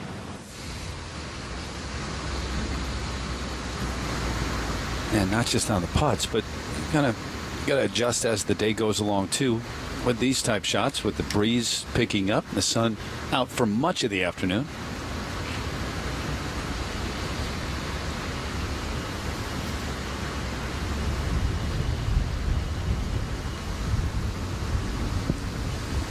You have to say that was really quite clumsy. It was quite a straightforward shot, very uncharacteristic of Beatrice. Bump and no run. Didn't judge it well at all. Up to the 9th. We're also into the breeze today. Lexi Thompson. That's an excellent drive. You want to put it down that left-hand side. And like most of the fairways here, even though a lot of them being flattened out a bit, everything runs down towards Lake Geneva. You could see Lexi's ball though, great big lump of mud on it. It's very, very wet in places around the course. Mika Miyazato to save par at 6.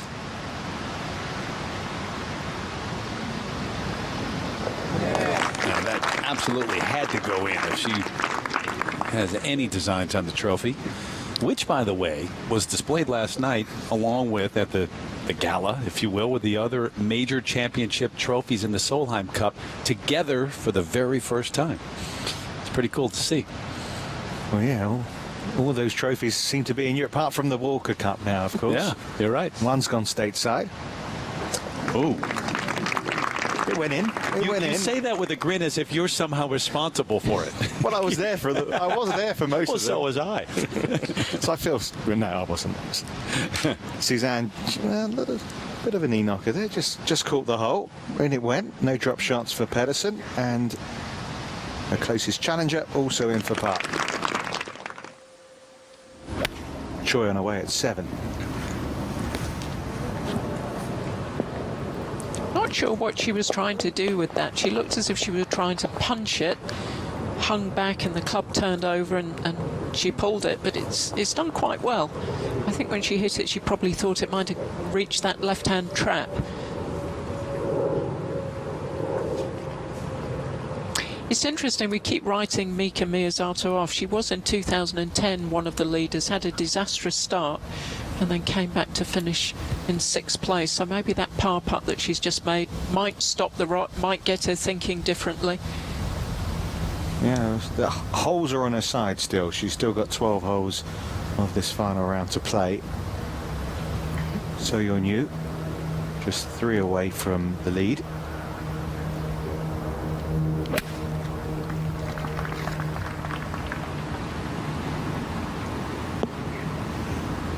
And that should come down the slope a little now.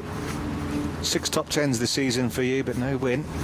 Last year's Rookie of the Year on the LPGA Tour. Winner of the US Open the year before that. Well, after the drop shot at the last, this is... oh, the eyes must be wide here for Stacey Lewis. She should fancy this one. She will have worked out what distance she wanted to lay up to. Give herself a full shot with one of her wedges.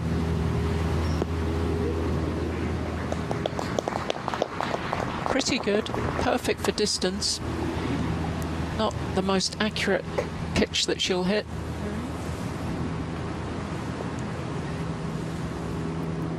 Well, fascinatingly poised, isn't it, here at the Evian Championship? Reduced to 54 holes because of the weather conditions. Hopefully we're getting it all completed today. Suzann Pettersen is the one with the edge right now, 1 ahead of Lydia Ko. Lewis with a chance maybe to get to 8 under par. See Mika Miyazato, the overnight leader, has slipped down. And these players surely too far back, although Caroline Headwell continues to press forwards. Back with So Yeon Yu at the 7th.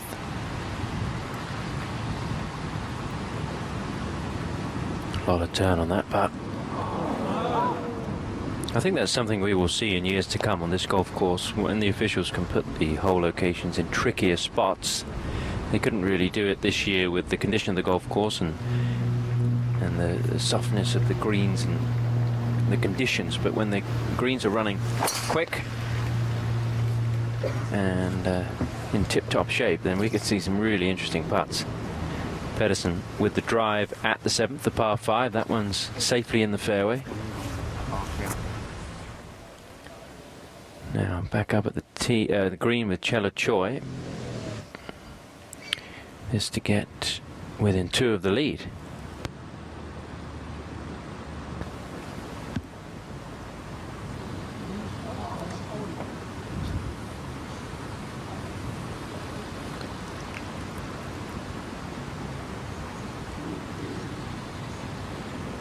Now, Lexi Thompson at the 9th. Reachable par 5 today, especially for Lexi Thompson.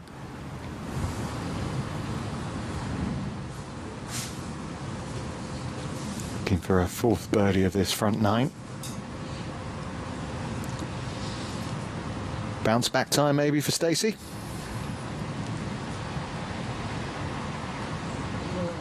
Not this time. I think her web address isn't Stacey back, isn't it? That's more to do with what she suffered as a young kid. Having to wear a back brace, wasn't she? Suffering with scoliosis for so many years.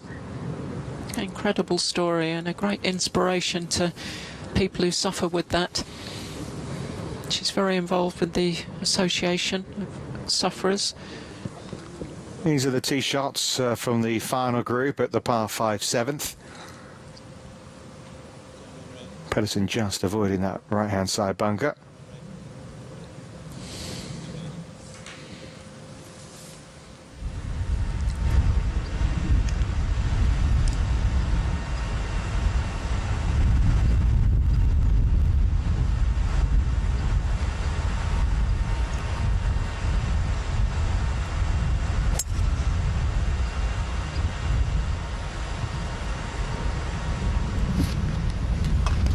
Well, when you're laying up, you really want to find the fairway. That's okay there, though. 90 for Lydia Ko. This is just putting it in place. She's played a little left to right slider here down that right-hand side. There are bunkers over there, but she'll be well short of those. You can really tell that she's a very young amateur because she's playing a lot quicker than a lot of the other players out here. Now, Suzanne Pettersen from the right-hand side. 279 to the flag, so this will just be putting it down short into a strong breeze at this point in time. Now she has really tried to hit that, and that's going well down the left side.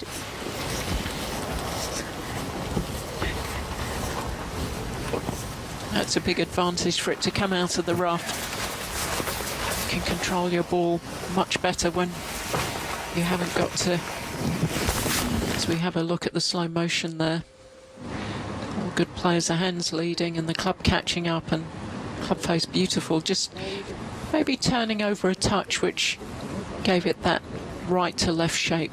And we talk about Stacey's problems, and of course that, you know, she had to overcome so much, but all players have had their own little. I mean, Suzanne's had various ailments, has she? Back, elbow injuries, and you know, you have to be mentally as well as physically strong to overcome those sort of problems. Well, it hasn't been mentioned, but this is the first time in a long time that she's actually been injury-free. Certainly in her early years, she always had something strapped up, whether it was her ankle or her arm, or, you know, she's had a lot of injuries for a young player, but she does work unbelievably hard in the gym and on her fitness, and I don't know if that's a factor. As we have a look at the 8th hole, this hole's been lengthened some 15 yards.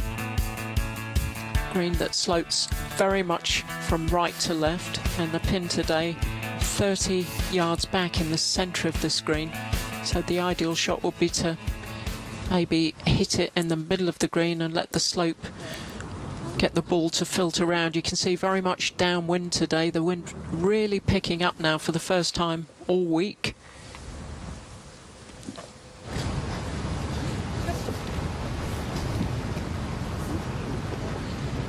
Yeah, players, you can tell, taking a lot more time looking at the trees, trying to figure out the wind, get a sense of where it's coming from, because it does tend to swirl through here. And you've got not only, you've got the lake, obviously, where normally it comes off of that, but you've got different levels of the golf course, 3 and 4 down in the lowest level, and you know the elevated tee on the par 3 second and whatnot. You work your way back up here in the higher part of the golf course.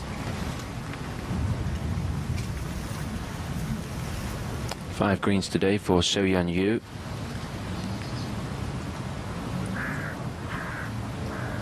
No, not quite happy. Maybe that swirling breeze just putting some doubt in her mind. So-Yeon Yu has played so well this year. We talked about it earlier in the week. She's 5th on the money list. She's had 2 runner-up finishes, one at the Walmart Northwest Arkansas Championship and the other at the Kraft Nabisco.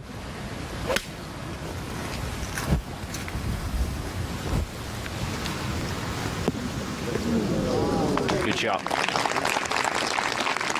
She looked very much in control of her game yesterday. I kind kind of felt like she could be very dangerous in the final round, and it's proving to be the case, but not quite as good as Suzann Pettersen, who leads at Evian.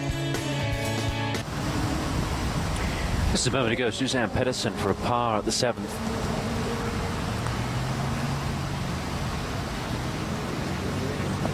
And she left it short. Well, that makes things interesting. Pettersen dropping back. First bogey of the round for Suzann Pettersen, and now tied at the top with Lydia Ko as we move to the 8th tee.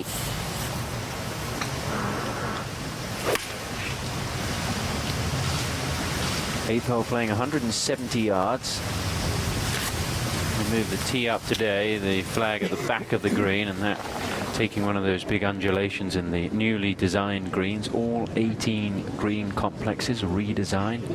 77 new bunkers on the golf course. They moved 80,000 cubic meters of earth to make the changes, and of course the biggest changes coming down the stretch with the new look 15th, 16th, 17th and 18th.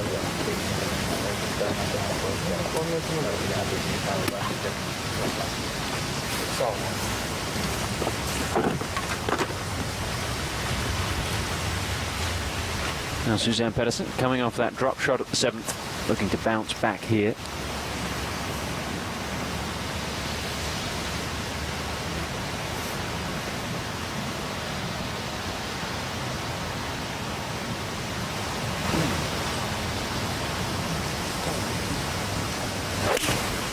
Just nice smooth swing here. Contact was good. It's to the right of the flag.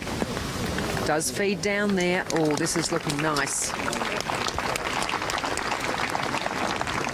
That's what I was saying. You know, you stay above it, and now she's got a downhill putt, and if she hits it a fraction too hard, she's hitting that slope that we've just seen Lydia Ko and Stacey Lewis hit before her. It's a tough green, this one. 6 over par today. Mika Miyazaki Sandy. It's an awkward place to be now in this final group for her. Well, you'd have to think now that Mika's thinking she's got nothing to lose. She may as well have a go, try and claw back some ground, because she really has thrown this away. That's to the centre of the green. Now, will it feed around? No, it's not going to. It's going to run down in that hollow. Nobody particularly close here. And what I mean is, you know, difficulty of 8, and then you can breathe again. You've got the par 5 9th to come. You need to wrap up a bit today. Well, the temperature keeps changing. I've been out there and it's been actually very pleasant, and then the next minute it gets really chilly. And what I mean by the breathing space here, they've moved the tee up 40 yards, and for a lot of the field now, a possible 2-shot par 5. Yes, in terms of difficulty, this 9th hole, with the tee being moved forwards, will be one of the lowest scoring relative to par holes on the course, I would imagine. Well, it is a birdie attempt for Lexi Thompson.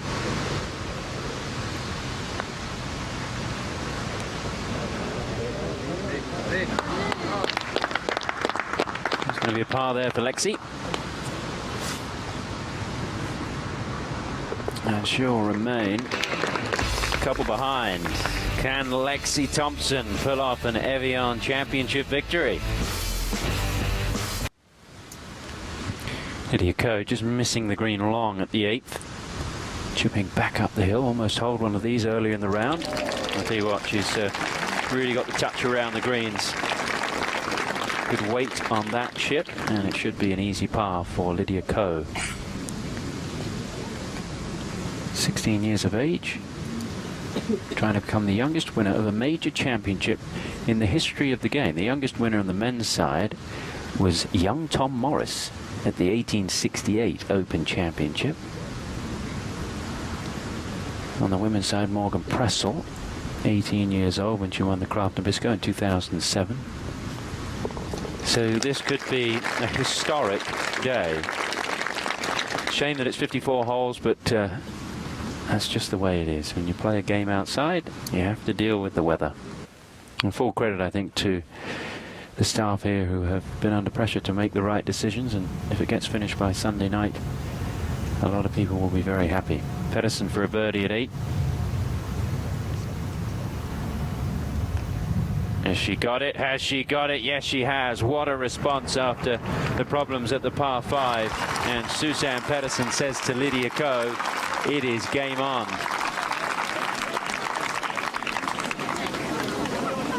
Well, she's been talking a lot about the fact that she's getting old. She's only 32.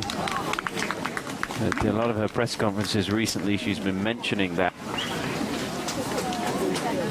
And she's going up against the youngster, which isn't going to make her feel any younger, but we should be very happy to get the better of young Lydia Ko.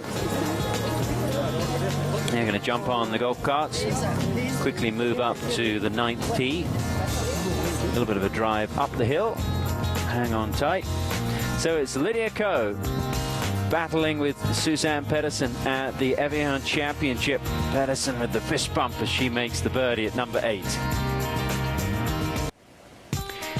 Oh, Evian-les-Bains famous for its water, but we were hoping for the bottled kind and not the rain kind. But this week it has been very tough on the championship committee organising the events with the rain that we had. They had to tarp the greens last night. The event already reduced to 54 holes, an unprecedented move to cover all 18 greens overnight. Tee times moved up, playing in split tees. There was a slight delay on Sunday morning, but thankfully the golf course was in playable condition and the players able to get out there and try to complete the Evian Championship, first year as a major. Played not particularly quick today, but you can understand with that many players out on the golf course playing live clean in place. There's a number of areas that are ground under repair, so a lot of rulings taking place. Suzann Pettersen and Lydia Ko both making pars at the par 5 9th, and we move now to the 10th tee, and Suzann Pettersen with her tee shot.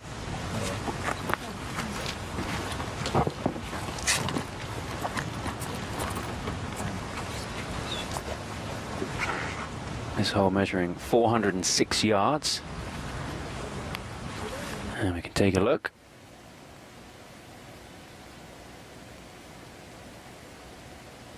A lot of the holes here play along the side of the, I suppose you could call them mountains, the foothills of the Alps. There are a couple of famous holes that run downhill.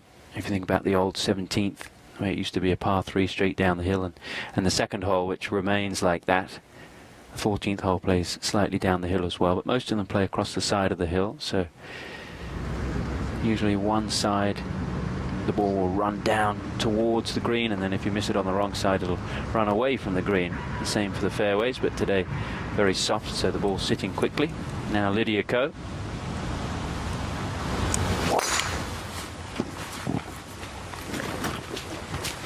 I've watched Lydia play a lot of golf over the last year and a half, and I've never one time seen the tempo of the swing any different than it was right there. It's amazing. It is amazing. To be able to repeat that at 16, well, anytime, forget 16. Uphill dog leg to the left, par 4 11th. Aim it at those bunkers on the right-hand side. A little bit of draw, just about there will do. Nicely played from Chela Choi, one of those in the top 5 right now, the Korean.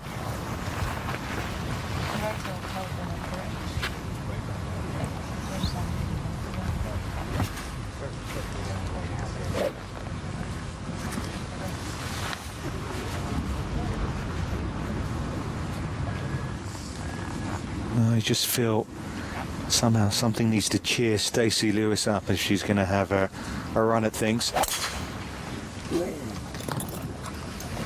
That's a pretty good line. That's a big drive.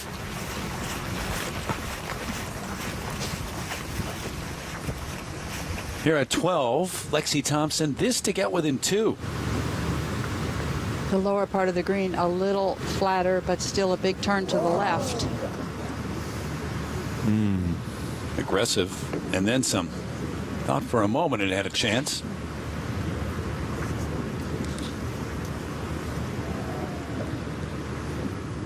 Ricari, after coming out of the bunker at 11, try and save par. She's made so many of these this season, but not here. And you feel those 2 bogeys in the last 4 holes have cost her a shot of her first major title. 6th on the money list this year in America.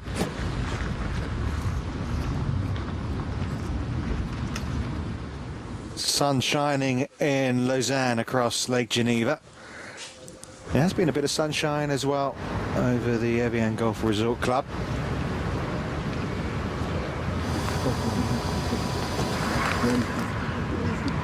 Mika Miyazada. Yeah, good shot. Just trying to take something positive and turn it around here in the second 9. Yeah, very good shot. Got it on the correct portion of the green. Pressure's gone though, hasn't it? Except for the pressure that she will feel internally to make this respectable. You do shake your head when you look at the leaderboard, and she is only 2 shots ahead of Miyazado right now.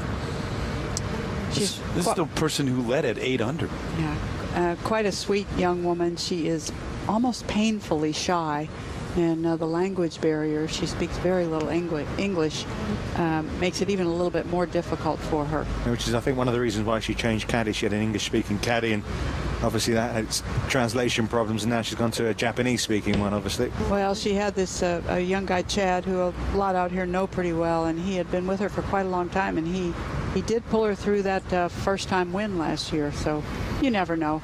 You can't fire yourself, so sometimes you change the caddy. What does Pettersen have, Sandy? Suzanne Pettersen's got 161 to the flag. It's 145 for her to reach the front. There's one quite interesting thing here. It's probably the softest part of the golf course. Not one of those balls moved. Now, she has turned that over way left. It's going to miss the green. Well, she was set up way left, Sandy, for that little kind of slider push she hits. And it didn't come off, Judy. Yep. So I've seen a couple of those from Suzanne in these recent holes where she's tried to play that shot and ended up hitting it virtually straight. Now, Lydia Ko, actually, it's a really good indication of how far she hits the ball. We know how far Suzanne Pettersen hits the ball, but Lydia Ko has carried it another 6 yards further on the fly, because none of these balls, they all stayed in their pitch mark off the tee. They never moved. It's 155 for Lydia to the flag. This close, chance for a 2-shot swing. Could be coming up, although that's going to drift away from the hole location.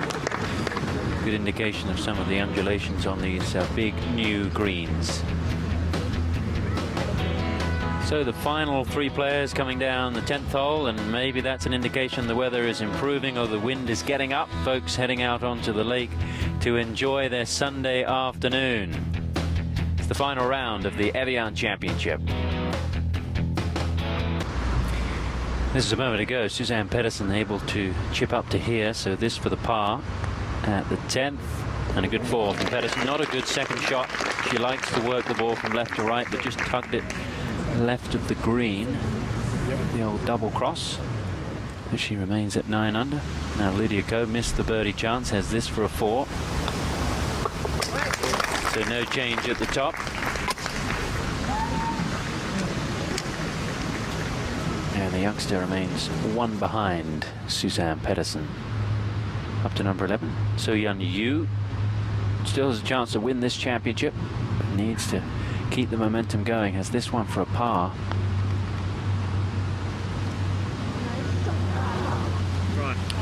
It's going to be a drop shot. At least one drop shot. Let's hope she can make that. That'll drop her back to 6 under. Sweeps from right to left this 11th hole. Suzanne has been working the ball left to right, but she seemed to be able to draw that one. And the folks behind the tee like it, and so should she. I think that one's going to be just fine. Big slope from right to left on this fairway, so the ball very much above your feet for the second shot. Here at 12, ground under repair just ahead of her, but Beatrice is 3rd.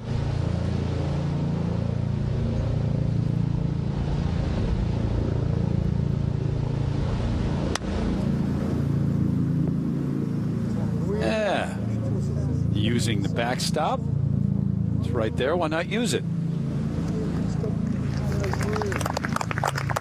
Clever, creative. Obvious on some level. Yeah, but maybe necessary from down below the green, and you play up to that little area. Yeah. Thank goodness for the backstop. Chela Choi for birdie. A chance for her to get herself up to third on the leaderboard.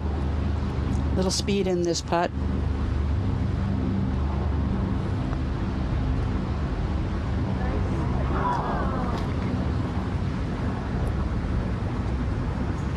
Well, with problems on this hole for So-Yeon Yu.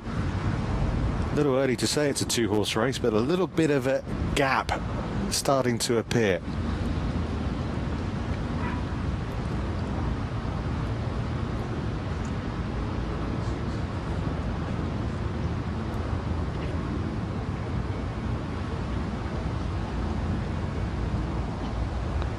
So she's back to 6 under par. With So-Yeon Yu and Chela Choi now alongside her as well. Of course, Yu yet to putt out here. Problems for So-Yeon Yu came off the tee. Well, I thought she'd hit a big drive there, but it was because she'd actually gone into the trees and chipped up. So this for bogey. She's almost caught the angle on this 11th green where she should have a pretty straight putt.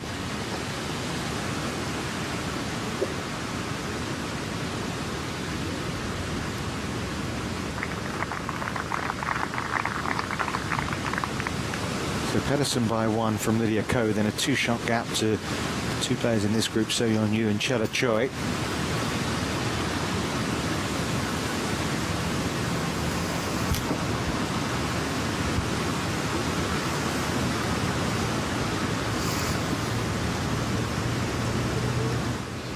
Gorgeous view with the second shot at the 13th. Lexi Thompson. Got the power to get home in 2.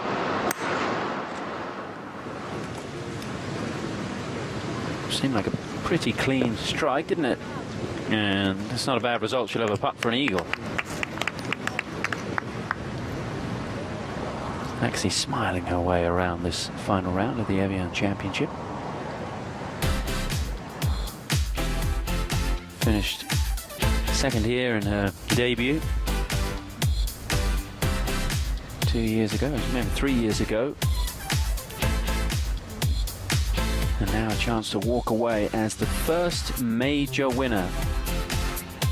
This event has a major championship for Pettersen out in front. Now Suzann Pettersen is second to the 11th.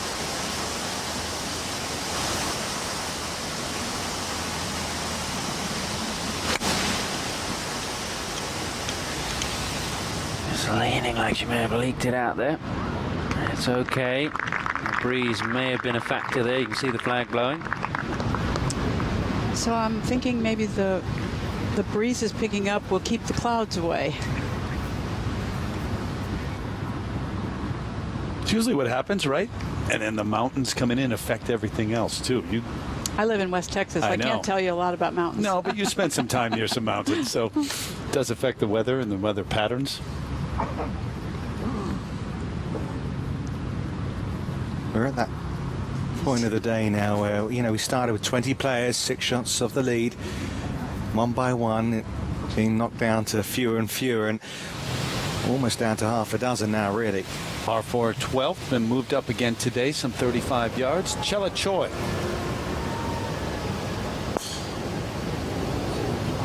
Out of bounds all the way down the left side. Left-hand bunkers in play on this hole.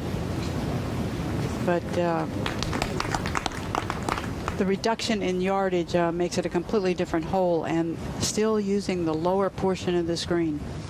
Well, of course, you have to play well to win a major, but it does help to have a touch of luck along the way as well. And do you understand, this is an eagle putt for Lexi Thompson. She caught the trees, came back out to the fairway, played a super second. Now, it's a very tough eagle putt, but given where her tee shot was going, I think she would have taken the chance to have one.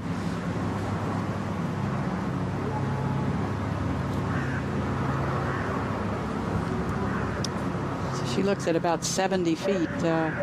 I don't think a great huge break in this, but it has to take some turn back to her left. She had a very similar kind of length putt on this green for eagle yesterday, and she put it right by the hole side.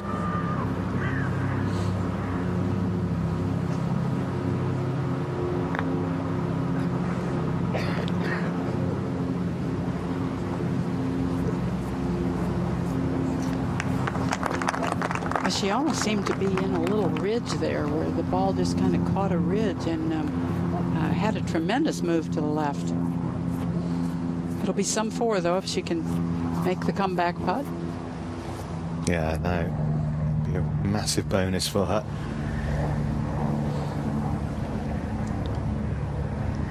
Right, Suzanne Pettersen, reasonable birdie chance here. Just starts a little flat and then it just comes up a little bit of a rise, but it's always that difficult judgment when you're sitting on the side of a mountain as to how much it naturally is going to feed towards the water. A lot to take into consideration on these greens, not just the undulations.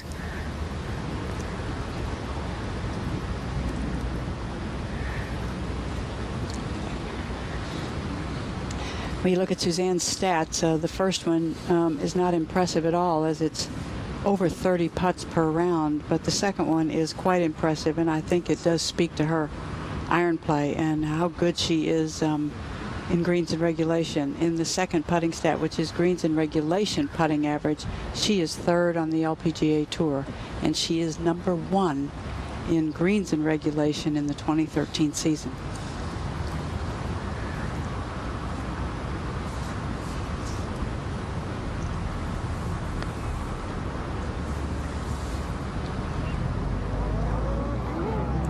Was on its way. Yeah, and those stats you say, which is why she's had top 7 finishes in 6 of her last 7 events.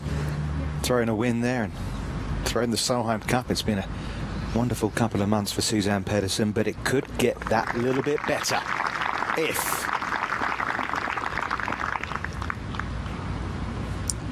Ko, of course, will have a putt here to tie the lead. Second shot here at 12 for Chella Choi, who came in tied for 25th in 2011, tied for 31st last year. Much different feel, though, this 1 year difference.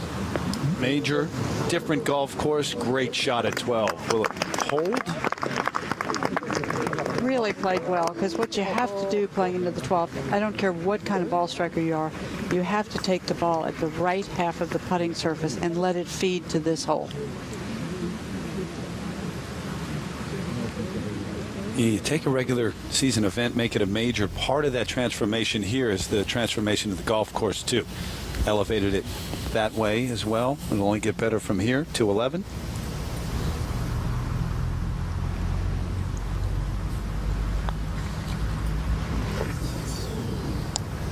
Boy, it got caught in that fringe. It did not come out online, and she is left with a bunch.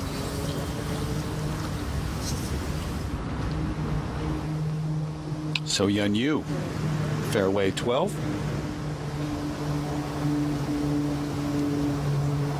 She is less of a right to left player than Chella, but she still has to play a very similar shot.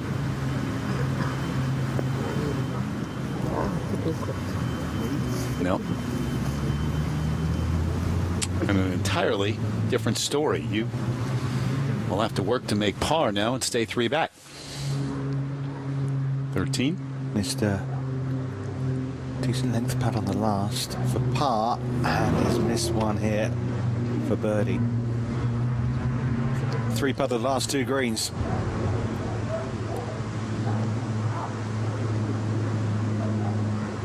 Running out of holes, Lexi Thompson.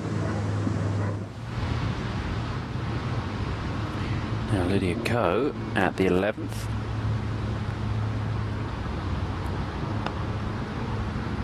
This to join Suzanne Pettersen, but it wasn't her best effort.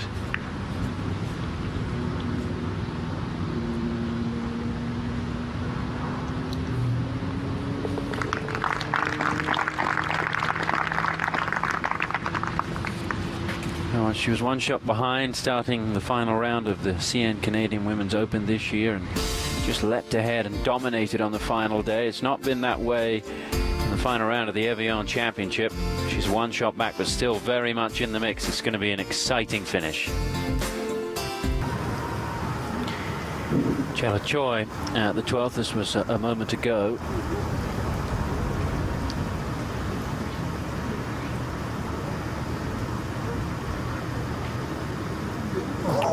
Great birdie chance goes missing for Chela Choi. She will remain at 6 under, trying to win for the very first time on the LPGA Tour. She would knock that one in. Now live with Suzanne Pettersen, ball above her feet. We've had the flag on the front portion of this green all 3 rounds. Maybe Pettersen trying to conjure something up here. Fancies herself a shot maker. She has been working, I think, in recent years to become more of a shot maker, and it's really paid off with her iron game. Seen a lot of that today, Judy, with just trying to manufacture different things, and it's been really fascinating to watch. Now Lydia Ko is at 141, so she's 7 yards closer to the flag. It's on the same line.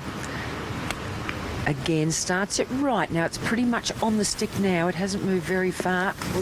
That'll do.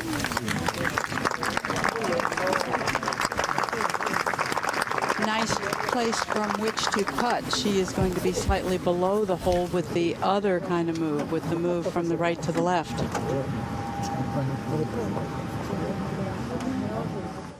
Not much happened for Sayri Park on the front 9. Went out in a couple over par. She's had 1 birdie already on the back 9. Very good for weight, wasn't it? That was a little more of what I thought I was going to see from Lexi Thompson's putt down at the front of the green. But Lexi hit the ridge just in the wrong way. Vicky Hurst, par putt at 14. Good par from one of those right-hand bunkers.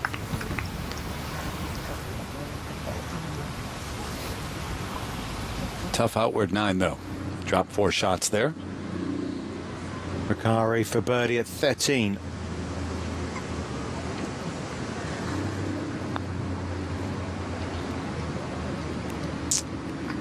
Beatrice is a very disciplined kind of player, and she was asked about it in a press room one day, and she said, I learned discipline because my parents wouldn't let me just take something up and give it up after 2 weeks. So I stuck with golf, and it has made me very disciplined. Had no choice but to be disciplined. Often the case, I guess, as you're growing up, depending on your parents. Pettersen with a 1-shot lead over Lydia Ko, the 16-year-old. Doesn't play like one. Chela Choi, So Yeon Yu, certainly still there. Lexi Thompson, the last couple of holes, may have taken herself out, but we'll see what happens coming down. The stretch, Stacey Lewis through 12. Was 1 shot off the lead earlier today. For about a half an hour period, you thought maybe she was going to go toe-to-toe with Suzanne Pettersen. And yet, turned out that way. But the finish will not be as easy as it was the last couple of days. 18 playing extremely difficult, play into the wind. Redesigned golf course, and for the first time a major championship here, the Evian Championship, which it's been a high purse, a large purse the last several years. Been around since the mid-90s on the Ladies European Tour, but now one of 5 majors. Out to 13. Back for birdie. One missed putt too many. It's funny, isn't it? I think we've hardly mentioned Rebecca Lee Bentham this week. She's just had 3 birdies in a row, tied for 10th now at 3 under par, the Canadian, only 21 years of age. Watch out for her. Pettersen for birdie at 12. This has proven to be a pretty quick putt. Little turn to her left.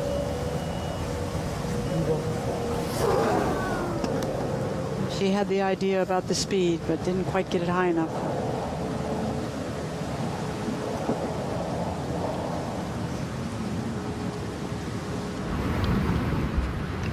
Up at 16, the par 3. Saw that ace yesterday from Caroline Headwall. This Angela Stanford. 142 yards, and you can't hit anything left. You can do that. You can give it a little space to the right and actually get some wonderful help. 16 right next to the 18th green, too. You can watch both if you're part of the gallery there. Pretty images here on the slope that leads up to the Alps. And Mika Miyazato on the edge of that slope. This for birdie.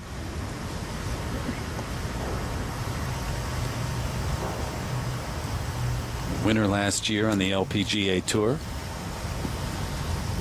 And thought maybe at the start of the day could win her first major. Had a one-shot lead.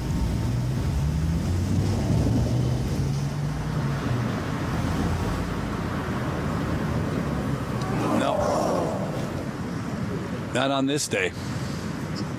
Boy, but on many days that falls.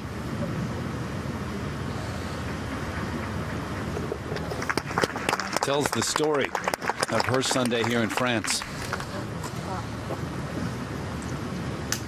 First golfing major in continental Europe.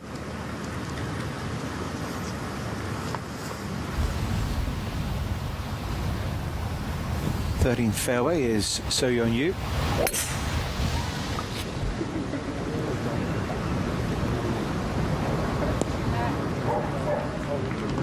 It landed in one of those places where there's a little bit of ground under repair. Should get a free drop out of that.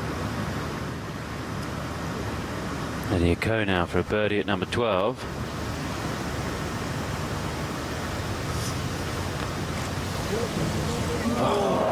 Well, that was the story in round 2, yesterday's round. She missed so many opportunities for birdie. Didn't miss opportunities or didn't make mistakes, but she just missed putts for birdies. And if that is the case going down the stretch, it's going to be difficult for Lydia Ko to beat Suzanne Pettersen, especially when the greens will be a little more bumpy. Final group to play on these putting surfaces.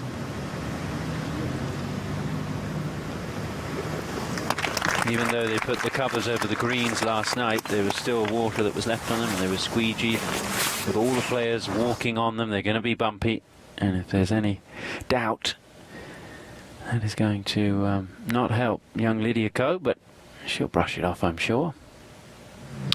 Now Suzanne Pettersen.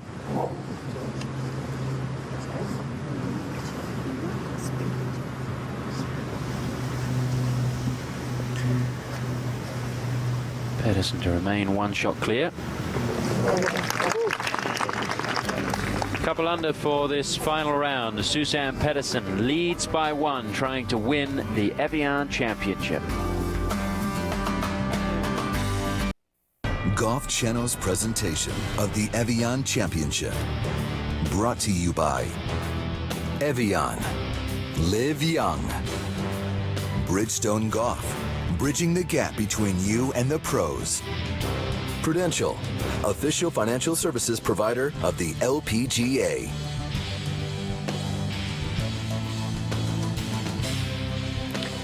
And welcome back to the Evian Championship. Now we pick up Suzanne Pettersen in the fairway at the 13th hole, trying to get home in 2 at this par 5. See how soft the ground is there with the puddle on the left. That is not. Oh, it looked like it just trundled down by that little tree there. And that could be a big issue for Suzanne Pettersen. Trying to work the ball right to left, just didn't get enough draw on the ball and left it out. Yeah, it's just long of that tree. But I wonder if Sandy can get down there and take a look at that in a moment.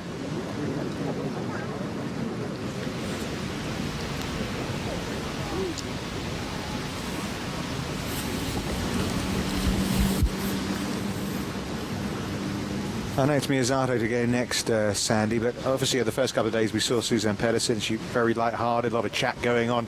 Any chat between the players in this final round? Do you know there has been in patches? It's a little more serious today. There's a little more at stake. A come Sunday afternoon, but there has been quite a reasonable amount of chat. It's been played really, in a good frame of mind this out here today. Even though Mika wasn't playing very well early, she was still great. I mean, she's always bubbly, but no, they've been good. And Suzanne spent a lot of time talking to Lydia Ko as well. Now Mika, 250 for her. That is good contact, taking it tight on those trees. Now it's heading towards the green, and this is well and oh no, just slowed up. It looked like it was going to kick forward, but not far away. You know, Suzanne Pettersen has a reputation, as we have said today more than once, as a kind of an intimidating player, but she's actually a very nice player to play alongside with, and she has a terrific, sharp wit and sense of humor.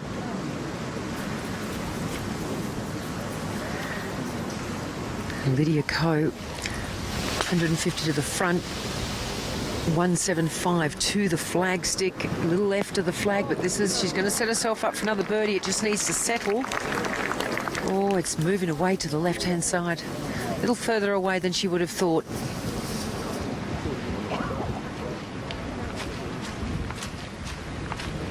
Little different than yesterday. The finish for Caroline Headwall. We saw her hit it in to the gallery here at 18. This for bogey. Yesterday, the last 4 holes, she played them at 11 strokes. It's going to be 18 today. Wow, this whole championship has been a roller coaster ride for her, but boy, has the golf world become familiar with who Caroline Headwall is, and what a competitor she is, and how often we're going to see her. 71 today. And 18 continues to be extremely difficult. They've dodged the major rain most of the day, and blue skies for some of it. Wind is picked up to make it more challenging. Dry these greens out. Pettersen up by 1 in the final major of the year.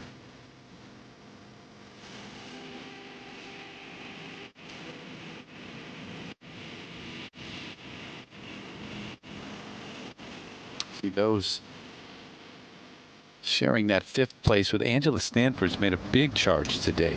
Hit top 5, and of course this equaling the largest purse out on the LPGA Tour, largest in women's golf.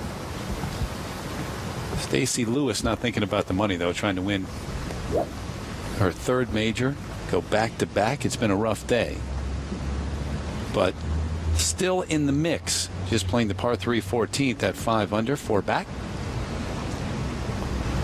Lofted fairway club, it'll come in very, very high, and it ought to just sit gently if it's a good shot, but not a good shot at all. She really turned it over from the tee, and this makes for a rough day when you're hitting it both ways. Hadn't had her A game at all today.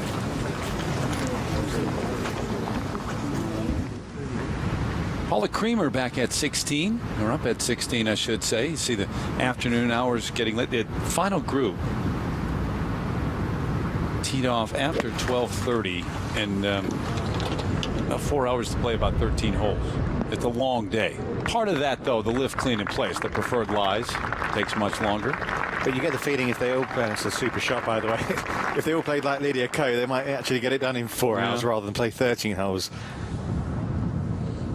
Thompson, after going right with her approach shot. Slow down.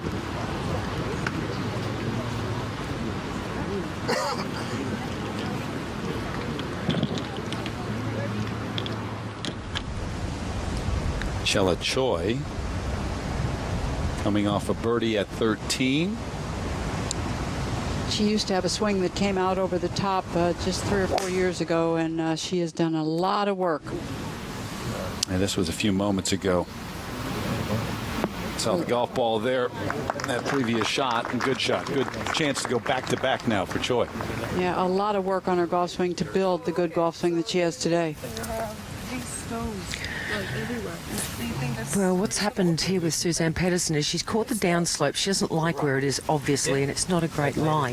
There are some tyre tracks there, but they're not affecting her ball. Now, she got the first ruling and was not given a relief from it, and so she's called for a second opinion, and I don't think it's going to work for her. Well, I mean, look at it. I see what you're saying. They're loose impediments. and it's just mud. It's mud. It's the conditions of the course.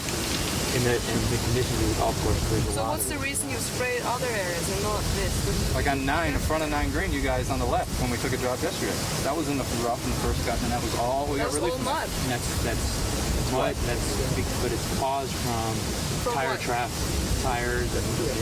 And this is close by it has to grow. If we can't get a drop here, it has to settle in. If we don't get a drop here and we got one on 9, that's 9 wasn't even close to being as bad as this, and that was in the rough. This has not just settled in. The grass, I mean, is this mud? I understand. It's just where the grass is not growing. It has nothing to do with the current conditioning of what we've had weather-wise over the last few weeks. Okay, so you think it's fair to say that this is a reasonable lie? Right here. In the rough. Do you think that's fair? Not only is it mud, it's just like stones I'm all not arguing over. about fair, or I'm not discussing fair. It's just I'm not thinking fair. I mean, this is...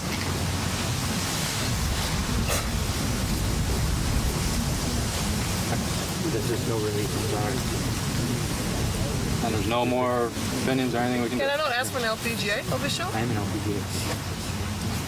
Welcome to the tour. There's nothing you can do. I mean, I don't see any way the rules... I don't know why you guys didn't circle that. How can you not circle that? He's not going to give it to us.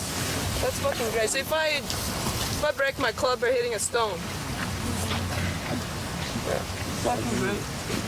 LPGA official there was Pete Liss, and Suzanne not happy that she did not get a ruling. We'll see how she plays it when we come back.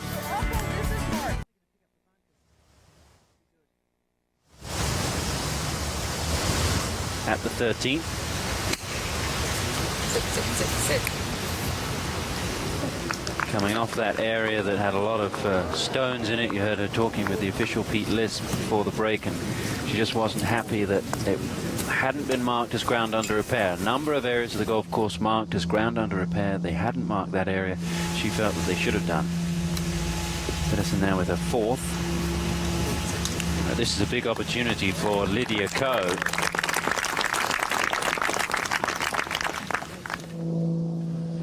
Third shot from Ko now.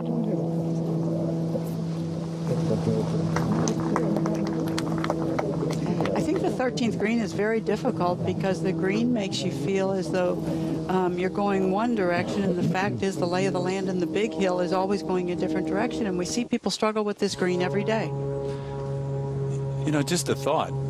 We've been worrying about rain all day. It might be darkness, which we got to start worrying about now. It's local time. Well, I mean, they've been out there. I mean, they've got the 4:46. By 7 o'clock it's dark. Well, yeah, 7:15 maybe if the sun's shining. But the worry is if I think we're fine unless there's a playoff.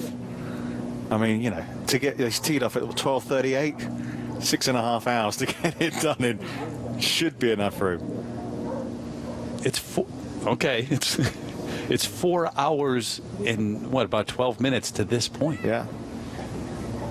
They're not even on 14.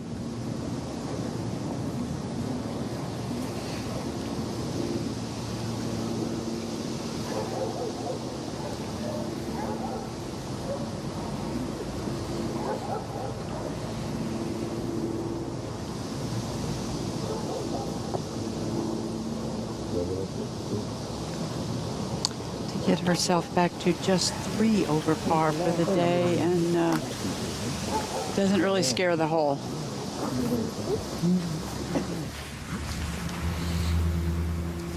It's a par putt now at 14 for So-Yun Yu. And she may not realize what a key putt this is, but this is a really big putt. Beauty. 7 under. Stays there with the troubles at 13 for the leaders. So now back to Lydia Ko. This putt for a par. That was actually her 4th shot from behind the green. So she needs to make this. You can see 1 shot back of Suzanne Pettersen. Pettersen not guaranteed her 5 at the 13th. Could be a big swing here at this par 5. Almost like a match play situation.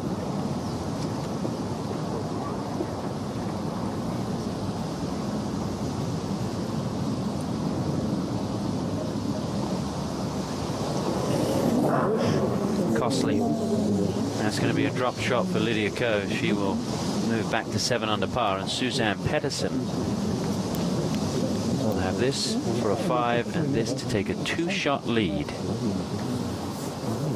Lydia Ko making a mistake at a reachable par 5.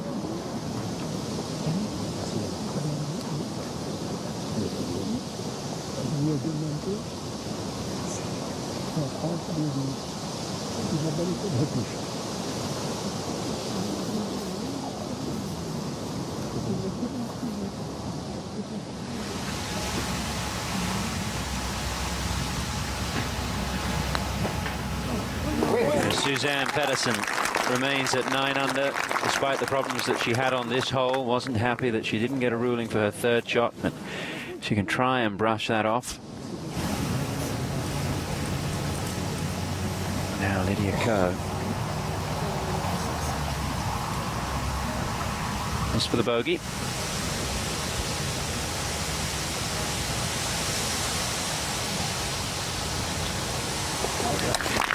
Second bogey of the day, but when she made a bogey at the 2nd, she bounced back with a birdie at the 3rd. Maybe she can do the same at the 14th. We'll see when we come back.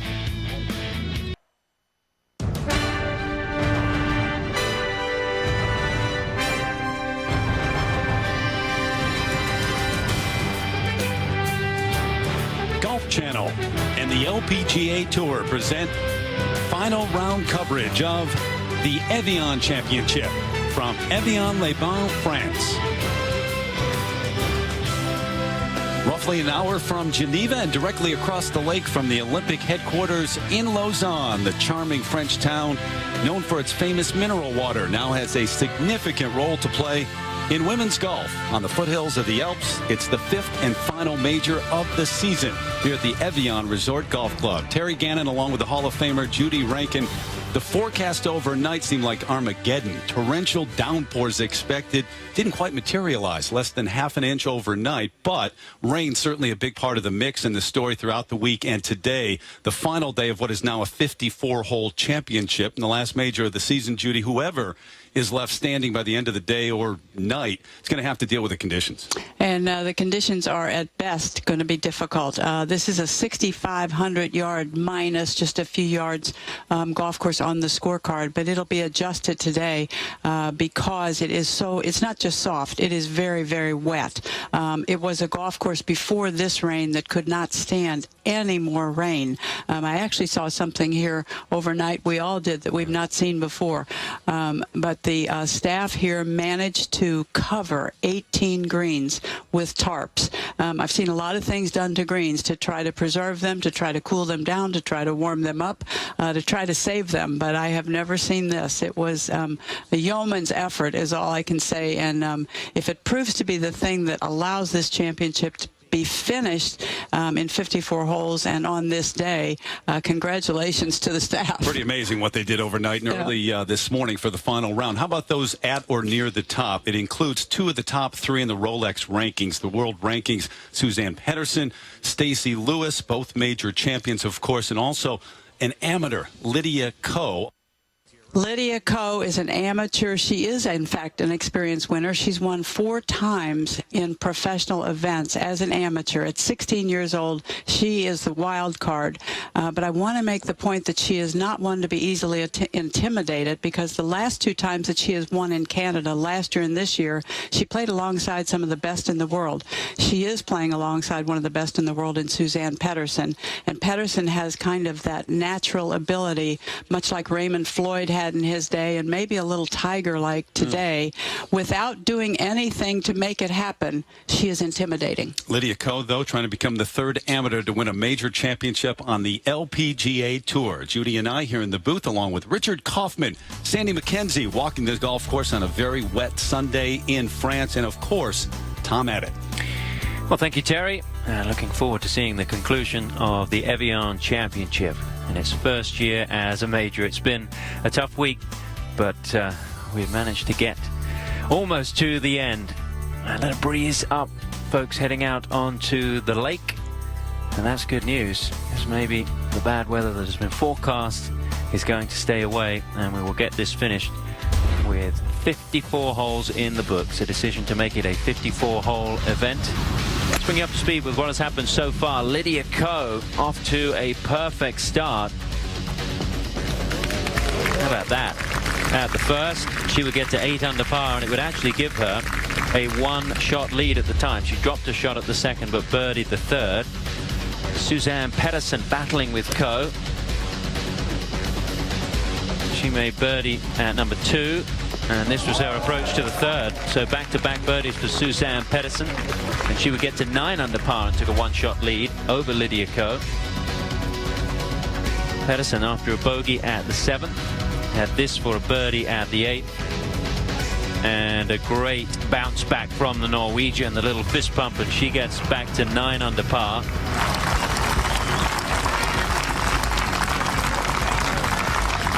Lydia Ko would drop a shot at the 13th, so she falls back to 7 under par, and Suzann Pettersen has a 2-shot lead over 3 players, all at 7 under. Lexi Thompson looks like her race is almost run, but it's been a good week for Lexi Thompson. Angela Stanford with a good day today on that first page of the leaderboard. Out to the 15th, the par 5. They move the tees up. Suzann Pettersen able to go at the green in 2. Now that is going well. Left, straight. Oh, just caught the... She went straight at the flagstick, the dangerous line to, bring it in on, but just caught the end of the bunker there, and it just propped it up and stopped. So she'll have quite an awkward little pitch. Yeah, she carried the ball a long, long way. It's quite a surprising route to take, Judy. I agree, and it appears from the camera that it might be a little bit deep in the rough. Now, Lydia Ko is only just 200 from the front of the green. She had a really good drive down here. Tail breeze, so if she can just get it on this front right, but she too looks like she's gone straight at the flagstick. I don't think it's got enough, and that is in the bunker. Might not have been the cleverest move. This has come out of its pitch mark. I don't know, I'd rather be where Lydia Ko is right now than Suzann Pettersen. Except for the fact that it's a pretty long bunker shot, but it can be played. For par for Thompson at 17.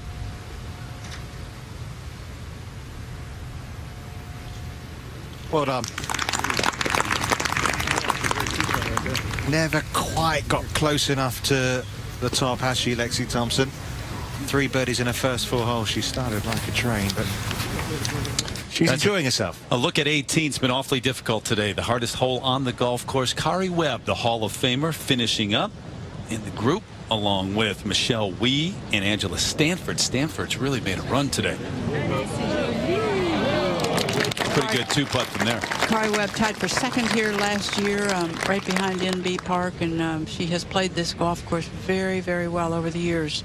Catherine Hull-Kirk, the only birdie at 18 today. So when you project ahead a few holes, the leaders right now, Pettersen right now on 15, is going to have to hold on and hope to have a little cushion maybe to feel secure at 18.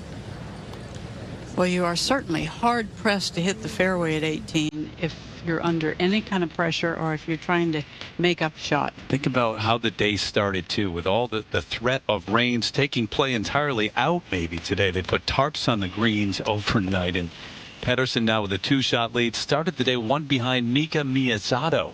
Miyazato 5 over for the day. The amateur, Lydia Ko, trying to become the 3rd amateur to win a major on the LPGA Tour, still there. The Evian Championship is brought to you by Danone Light and Fit Greek, irresistible taste, fewer calories. By Evian. And by Danone Oikos Greek non-fat yogurt, too delicious to be nutritious. And we head back out to the action, the final round of the Evian Championship, the 5th and final major on the LPGA Tour. Lydia Ko, 3rd shot at the 15th. An aggressive shot from the 16-year-old. She's trying to become the youngest winner of a major championship in the history of the game.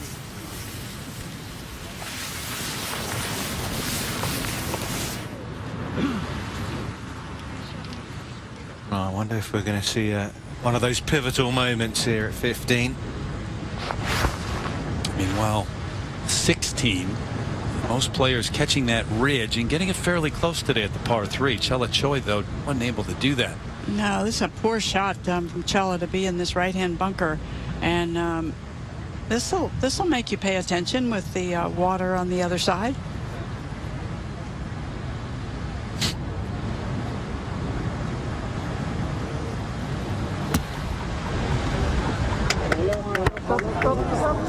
Hold on. It must. Oh. It didn't. Oh. 2 shots off the lead, playing 16, 2 under today. 2 feet shorter, and she hit a perfect bunker shot, but the ball landed right at the edge of the slope. And as they say around here, into the Evian. Very nice. It's a bit redundant, though, isn't it? Well, she made it look so easy. What a beautiful shot, played from a very difficult lie. Up and down at 13, up and down at 16, at 14 rather, and this could be another crucial up and down at 15 for Suzann Pettersen. Just starting to maybe turn the screw. So Chella Choi going to go down and take a look, but it's definitely in the hazard. Boy, this derails. Just a wonderful round of golf Chella was playing.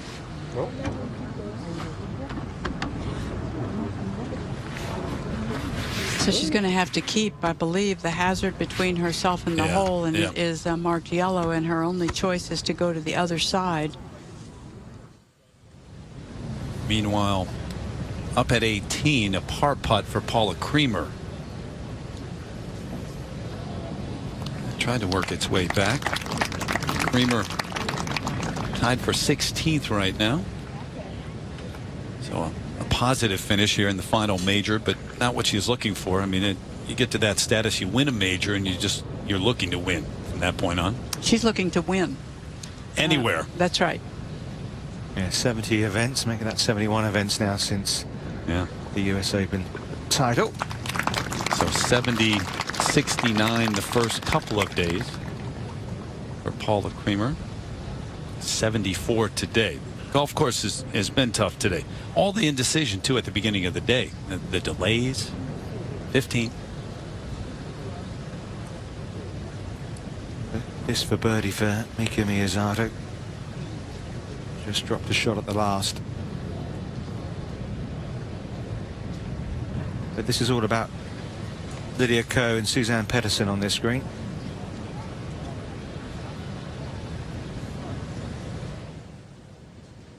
This is where Choi has to play her next from. So this is her 4th.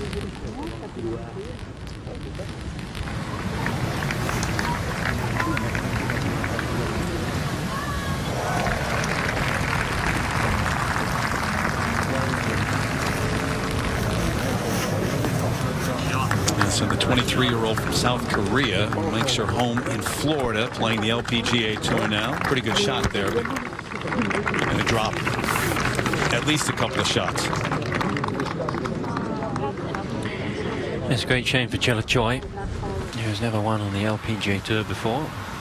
Back to Lydia Ko. This for a birdie to get to 8 under par and within 1. But remember, Suzann Pettersen has a putt to get to 10 under.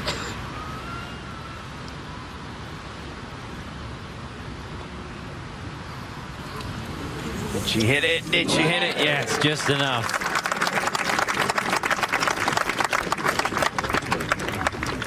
Lydia Ko gets to 1 under par for this 3rd and final round. And pretty steady.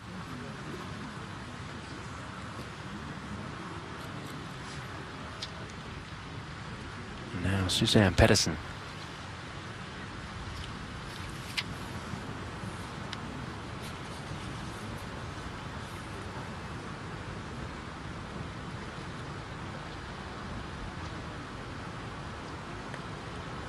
Two-shot advantage maintained for the Norwegian.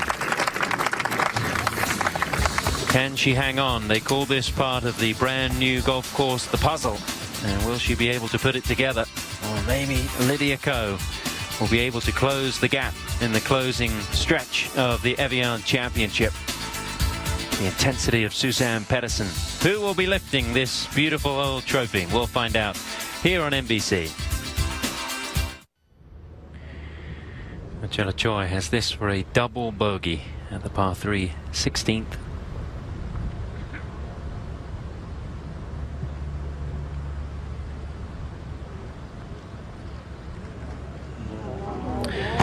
That is costly, and Lydia Ko will not be winning the Evian Championship.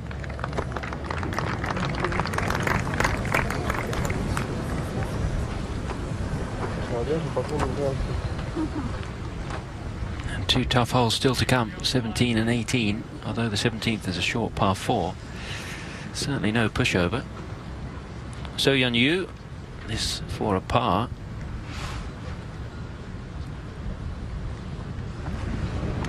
Yu for par.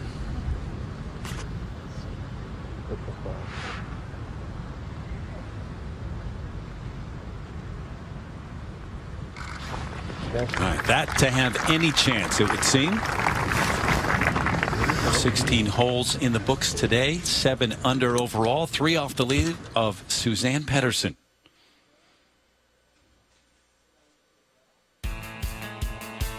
So that final group about to play this 16th hole. That's when the sun was shining, Jude. Yeah, we had bright sunshine there, and you see this really well-designed green. It sits a little bit diagonal to the players at the tee.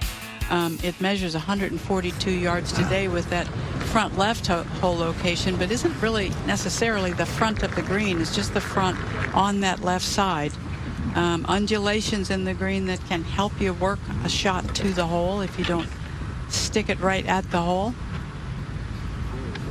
So Pettersen with the lead, the 32-year-old from Oslo, Norway, who now makes her home in Florida. Leader of that European Solheim Cup team at 12 wins overall on the LPGA Tour in her career, including a major back in 2007 at the LPGA Championship. Just grip it and hold it. You don't need anything further left. 142 yards to this pin. Now it's a back left pin on this very awkward green that sits front left into front right, sorry, into the back left. So it sits at an angle, so there's not a lot of room there. Plenty of breeze up there, and that's what they'll be discussing because they're quite exposed where the tee sits.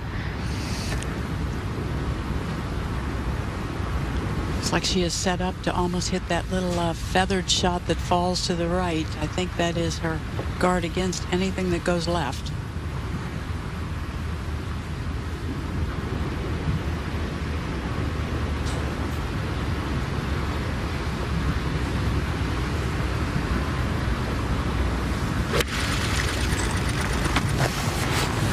Straight at it.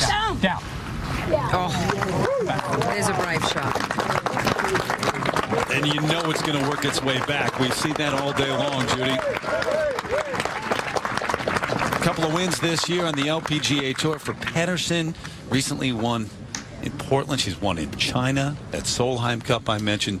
Coming in, I know Inbee Park has won 3 straight, or did win 3 straight majors to start the year, but you have to think Pettersen was at least as much a favorite here.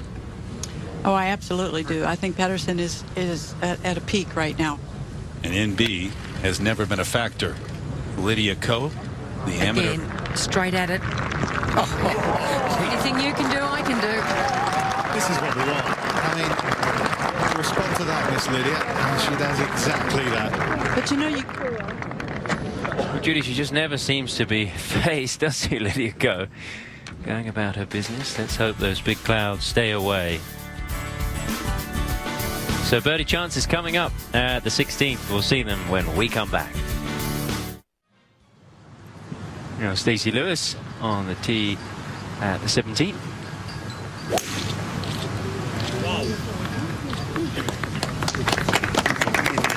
Par 4, doglegs from left to right. You've got to drive it far enough down to have a clear angle at the green. You can't be too far right. I think Stacey will be okay. Any further right of that would be in trouble.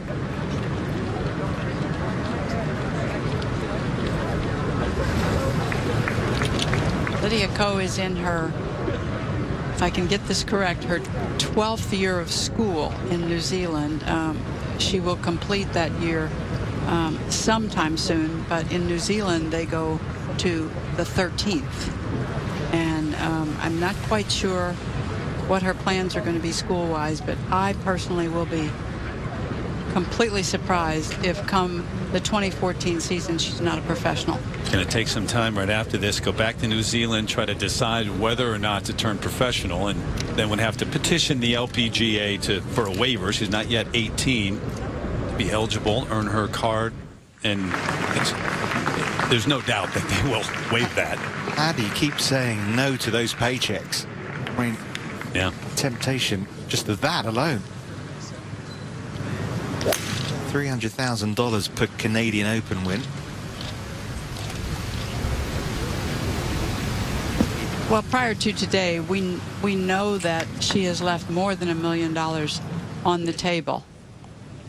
At least, yeah. From age 15 and 16. Are you including the wins she had outside the LPGA Tour as well? I mean, there's. Yes. I reckon you're nearer $2 million, I would have thought. Well, it's an estimate. It's not an exact number, but it is well over $1 million. Sure. But the way she plays the game, you reckon there'll be a few checks to come? You know, it looks to me like the kind of swing that would be around for a very long time. She seems to love to play. Yeah, there's no certainties, is there, in any sport? You don't quite have the injury risk that you would in football or basketball or other sports, but there's no guarantee. Vicky Hurst here is showing you some of the difficulties of bailing out to the left as she played to the 18th green. Up on the hillside, very thick rough. She has to take it over the corner of the bunker. They turned a very tempting par 5 into a very, very difficult par 4.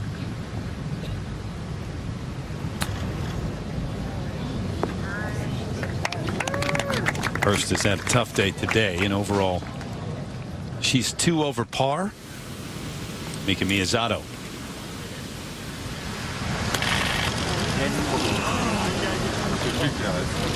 So it avoided the hazard, obviously, but it's not going to get there. So Sandy, any idea where that ended up? Oh yeah, no, it's just off the green.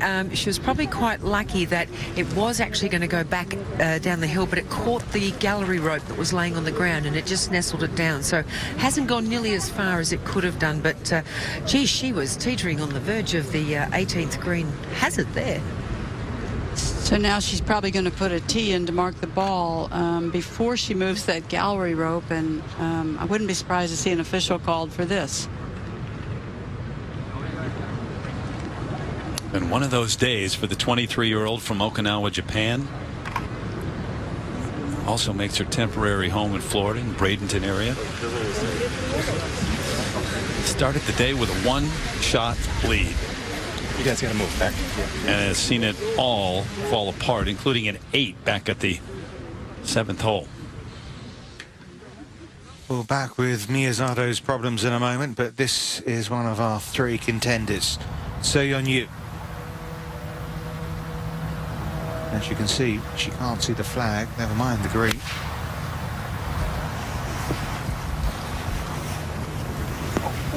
No, she's in Lexi Thompson territory. In fact, that might even drift off the green.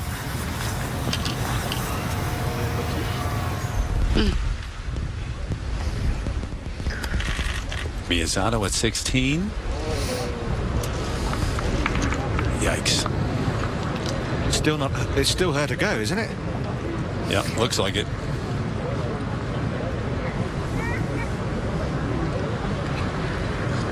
Three over in her first 6 holes, and then came the 8 at 7. Finally made a birdie at the 9th, went back-to-back at 10. Just dropped another shot to this point, and it's getting worse. 17. Stacey Lewis a little farther down the fairway, so even though she's on the right side, a better view. And a good shot.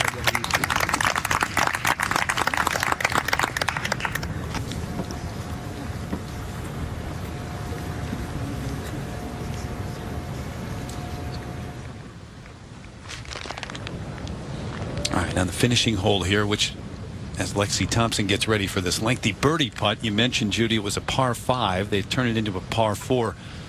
The entire, basically every green has been redone, but a number of other significant changes, especially 15, 16, 17, 18 in a tournament that's been around since the mid-90s on the Ladies European Tour, part of the LPGA Tour since 2000, but now for the first time a major. But this 18th hole has been quite famous all along with the Evian Masters and now the Evian Championship. It's going to be famous, but for a little bit different reasons, because it's going to be a really tough par instead of a possible eagle. Kind of, you get the feeling that it's going to need a Justine Rose-like moment at Merion. That kind of quality golf shot into that last hole to seal the deal. How about the final hole he played? I was at Merion. Terry was at Merion early in the week, and what a hard par 4. Oh my gosh. Just to reach the fairway. That's kind of the that experience at 16 for Mika Miyazata kind of tells you their story today. She might have to go off by herself for a little bit this evening and have one good cry, and then get back about this business of her golf career. Pettersen now. Well, what a situation we have now. Suzanne Pettersen, this for birdie, but Lydia Ko's closer. Oh, now that's a big miss. That does open the door a little bit for Lydia Ko. Well, Sandy, I hope Lydia paid close attention, because that has been the miss every time a putt from anywhere in that direction has been missed. She did move around very quickly to have a look, Judy. So from not much more than probably 5 feet. So the miss by the number 3 player in the world, and now the number 8 player in the world, who is still an amateur, has a chance to get within 1.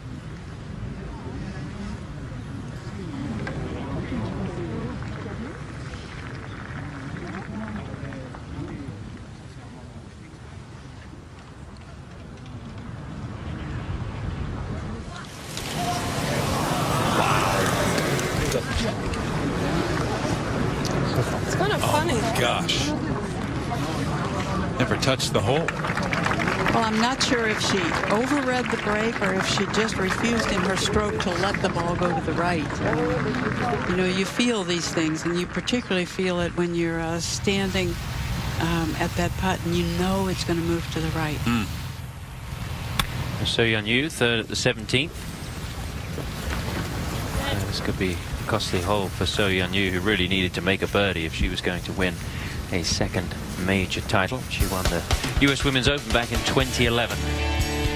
Lydia Ko may not be smiling after missing that short birdie putt at the 16th, but she still has a chance to win. Suzanne Pettersen, the intensity of the Norwegian. The Evian Championship continuing here on NBC. Up at 18, Lexi Thompson to finish up at 6 under. Yeah, good showing by Lexi, not only overall, but today a 3 under. 68 today. And right now in 4th place, Judy. At a major, that's a positive step.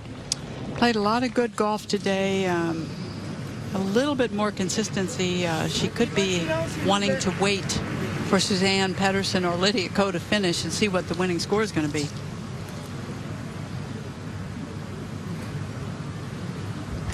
Seventeenth tee now, Suzanne Pettersen. This very much redesigned par 4. Now that is moving well left. We've lost it in these big trees up near the tee. I shall have to hot foot it down there and find out. I think I heard something, so. Yeah, we saw Kari Webb go down in those trees on the first round here. She was pretty happy in the end to escape with a bogey. You get the feeling, I mean, you know, this is a player who's been in the top 10 of the world rankings for over 320 weeks, but only has 1 major to her name. Now, obviously, when you go down in the history books, that's what you look at more than being in the top 10 of the world, and she's bound to be feeling the pressure like anyone else. And I think we're seeing that a little bit here from Suzanne Pettersen. Great tee shot at 16, not the same at 17. Again, a little bit of the opening of the door for Lydia Ko. Didn't step through it, did she, on the last green? Interesting to see Lydia Ko's response now. She has kept coming back at her. She just will not go away. Very, very quick. Now that is a better looking shot. That'll find the fairway. Two very different golf swings from these two players who are trying to win this championship. Suzann Pettersen with a very, very tight turn that sometimes almost makes you think there's a little reverse pivot in her swing. And Lydia Ko very easily and comfortably gets to her right side in more of a traditional move. What Suzann Pettersen does is very athletic, but very difficult to do. Sayri Pak sharing 5th place with Stacey Lewis right now. Her second to 18. Oh, it does make it. Wasn't a whole lot of room to spare. I'm still holding my breath. And now she's got she finally let the breath out. A putt of about 80 feet. Well, we're still not sure where Suzann Pettersen's drive has gone. Meanwhile, on the green, So Yeon Yu, she won't be aware of Pettersen's problems. She just has to make this. And is that another one that bites the dust?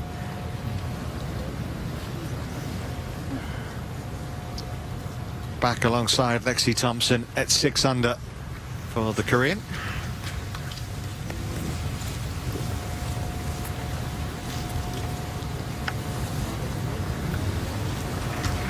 IK Kim has had her troubles today. The approach at 18. Her third here at the par 4. That's not bad. I'll take that.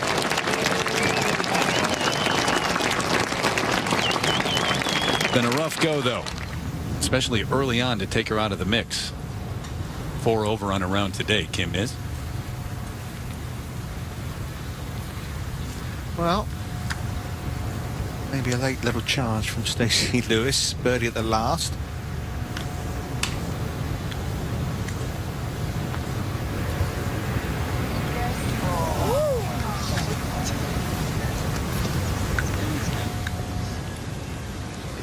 Well, Lewis, one of those that you fancied would be there or thereabouts come the end of the day. That's not the way it's proved to be. And now, surely it is a 2-horse race.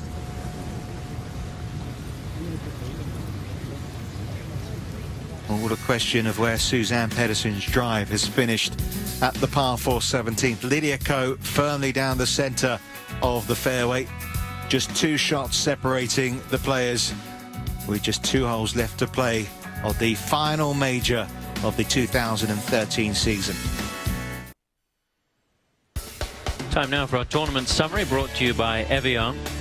First round washed out on Thursday, so the tournament reduced to 54 holes. Inbee Park trying to become the first player to win 4 major championships in a single season. Shot 76 today, finished at 8 over. Christy Kerr and Yanni Sen missing the cut. Down to Suzann Pettersen in trouble. I have managed to get down the 17th fairway to Suzann Pettersen. She has caught the big tree. Now, she's only 108 from the pin, but she's got no backswing. The limbs that are hanging down are probably only a couple of feet above the ground, and her ball is directly underneath them. So she's got to try and work out how she can position her best shot. Chances of getting to the green are nil. Sandy, the way she was just looking there, she was looking like to maybe see as if she wanted to come out sideways, but there's some bunkers there as well that maybe impede that. I think if she does that, she's going to have to come even back towards where the other players are, to the right of the bunker. But that way, it's about the only way that she'll have a clear swing from the trees. Otherwise, if she tries to go towards the green, she's just going to get caught up completely. Well, a very interesting development as far as the tension's concerned. It's just got cranked up a little bit more, hasn't it? Yep, not done yet. Here at 18, Sayri Pak about to turn 36. 25 wins out on the LPGA Tour, including 5 majors. And really started that whole run of players from South Korea. Inbee Park was 10 years old when she saw Sayri win the U.S. Open, and she said to her dad, "I want to do that." And 10 years later, she won the U.S. Open. That is a remarkable story. It is, isn't it? Remarkable From story. 1998, watching that, to 2008, the U.S. Open. Well, what Suzann Pettersen would give to be in this position at 17.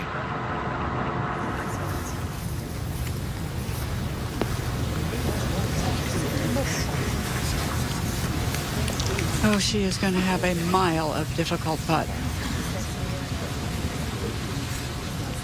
She's kind of a peripheral figure, though, isn't she, as far as the story's concerned?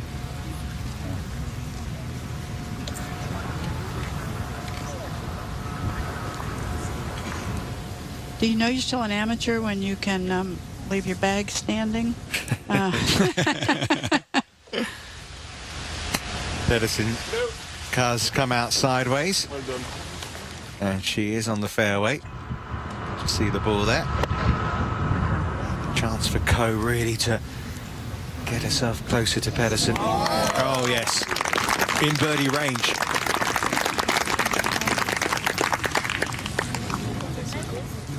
Well, don't forget, Lydia Ko finished birdie in yesterday's round. Suzann Pettersen, par bogey at, in the first round, birdie par in the second at these last two holes. Beatriz Ricari, player from Pamplona, Spain, won twice on tour this year. There you go, saved par at 18. And that's the stroke that helped her to win twice on tour this year. Sixth on the money list, and she's picked up a few more dollars here this week in Evian. She was one of those 7 that traveled to Oslo and played in Suzann's event. Said it was a very, very special time.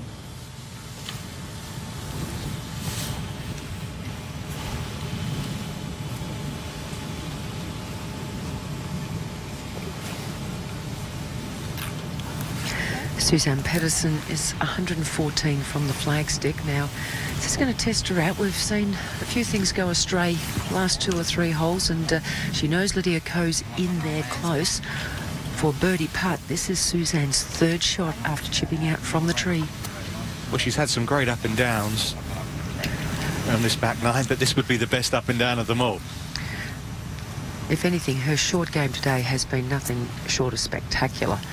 Around the greens, she's had some of the most difficult shots and just made them look so easy. She's got to control what she can control so that there is not a 2-shot swing here.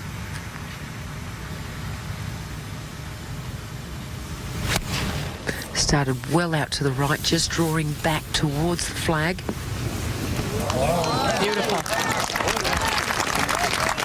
Well, that could end up being the shot that helps her on the way to becoming the Evian champion. Lydia Ko with a good chance for a birdie, though, coming up. Trying to get to 9 under par. Back at the opening hole, Suzann Pettersen made a great par save. She's going to need to do the same again at the 17th. We'll see it when we come back to the Evian Championship. Stacey Lewis, winner at St. Andrews of the Women's British Open. This a few moments ago. And, you know, it depends on the scenario, doesn't it, here, Judy? But, you know, there could be a case here where Suzann Pettersen does play this hole like a par 5, depending on what happens on 17th green. In other words, not go for the green and to take that element of risk out of it. Surely, but really dependent on how you drive the ball. If there's any question, that would be the space you'd like to give yourself. But as I say, it depends on what happens at this hole.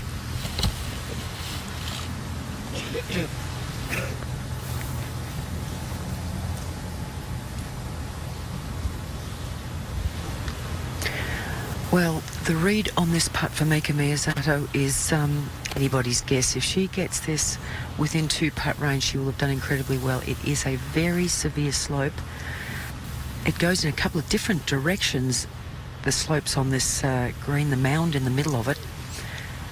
So she's got to be the right side of something, but it's got to be the pace to get it up there as well. That was exceptional.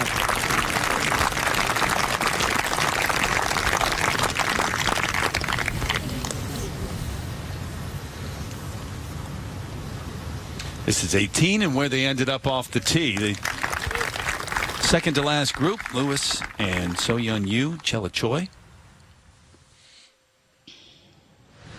You the only one in the fairway, and here she is, her second. Well, you can see that she still has a lot of golf to play to get back to that hole location. Fairway metal.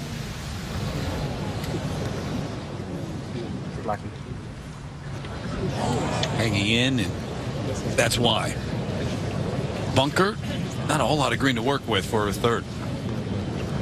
But we're back with the match play situation as we had at 16.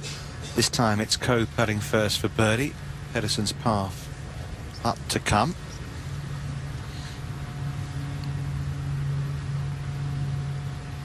Very makeable putt here. A little bit of right to left break as it gets towards the hole. Well, that was her big chance there. She could have put the pressure right on Suzanne. Well, she'll look back on about half a dozen or more putts that she missed yesterday, but I get the feeling today's putts at 16 and 17 will haunt her more. It was such a round of golf she played yesterday from tee to green, and she said, I can't expect to hit the ball that well every time I play. Well, if she did, she'd win nearly every week. What about this putt for Suzanne then, Sandy? Well, I would expect Suzanne to... She's been rolling these in so well today. Her short game, as I said before, has just been simply stunning. And I think she can sense it now.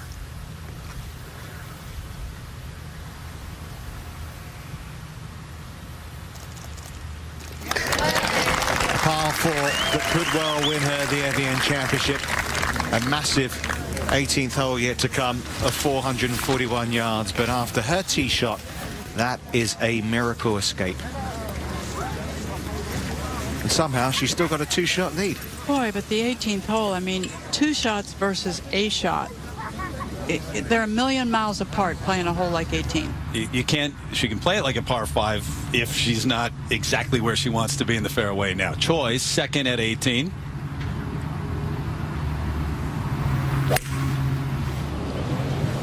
Chella going after it, even though she's not in the fairway, but just in that intermediate cut of rough.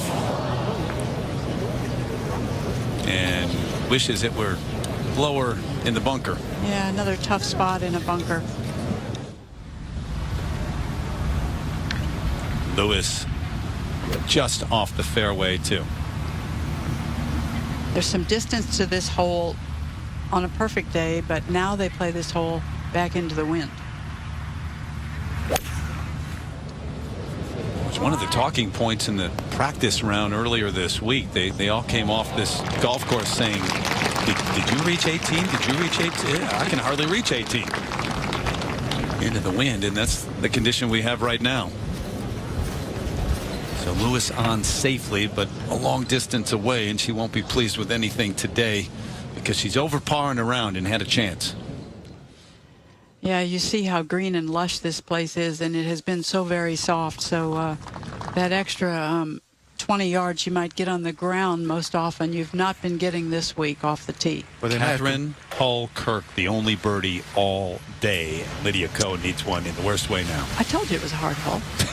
I believed you. I went there with you. Well, they converted it from a par 5 to a par 4, but at 4.77, it's a par 5, really. And here's Suzanne Pettersen to play first. Job one, put it in the fairway. Straight back into the breeze, although the breeze is not as strong as it was before. And that is very, very good contact down the left-hand side for Suzanne Pettersen. Beautiful. Ideal.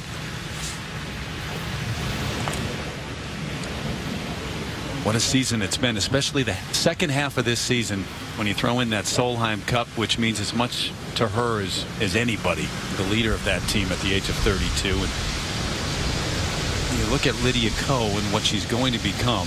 She could have become today, or she still can. She had a chance here. A third amateur to win a major on the LPGA circuit. And majors change. They count the title holders championship back in '51. Very important to drive the ball in the fairway at 18. And if that just hangs on, it's going to run into the thick grass, so it could be tricky for Lydia Ko. Well, she's going to need something very special. Suzanne Pettersen in a good position. It's coming down to conclusion at the Evian Championship. Stacey Lewis started the day 2 shots behind, chasing Mika Miyazato, and she had a very good start. Birdied the first and the fifth, but then things started to go awry for Stacey Lewis.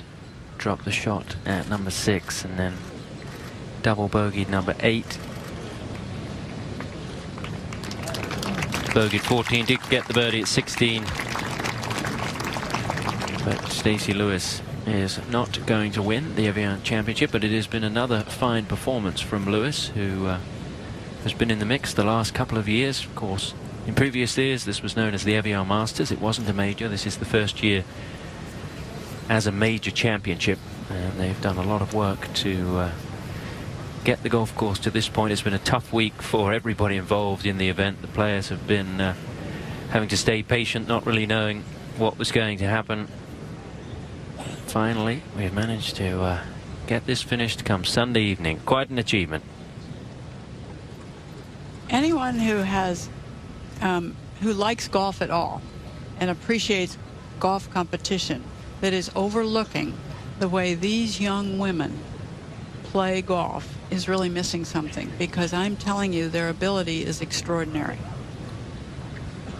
So Yun Yu finish up at 6 under par.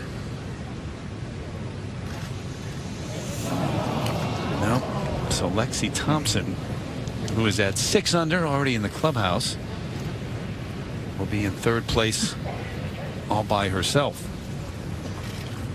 And don't forget, this is the, along with the U.S. Women's Open, by the way, this is the richest purse in women's golf. $3.25 million. Mika Miyazato's going to lay up. Too far back and not in the fairway.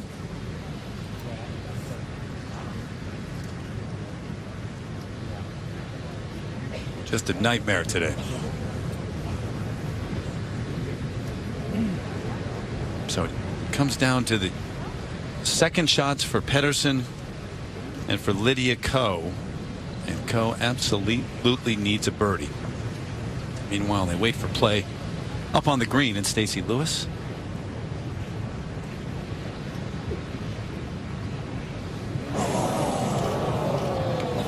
Uh. 73. Shares 6th place.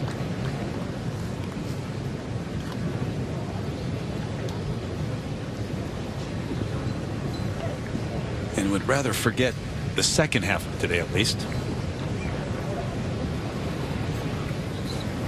May even make it worse, the fact that she got off to such a good start and had a chance. It was so close. Yep, a lot of saying coulda, woulda, shoulda. And Chella Choi amongst them. I mean, 16, still had high hopes. Yep. That was honestly hitting the poor shot off the tee at absolutely the wrong time and the worst place she could have missed. Well, I suppose she could have hit it in the water, but well, she did eventually. She did her second. Triple bogey at 16, the par 3.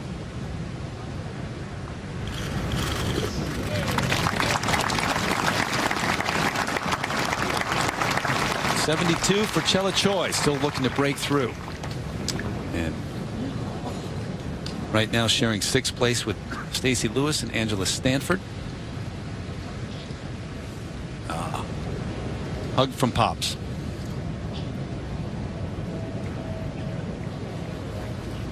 Who's still employed as the caddy. Not voluntarily. You for bogey.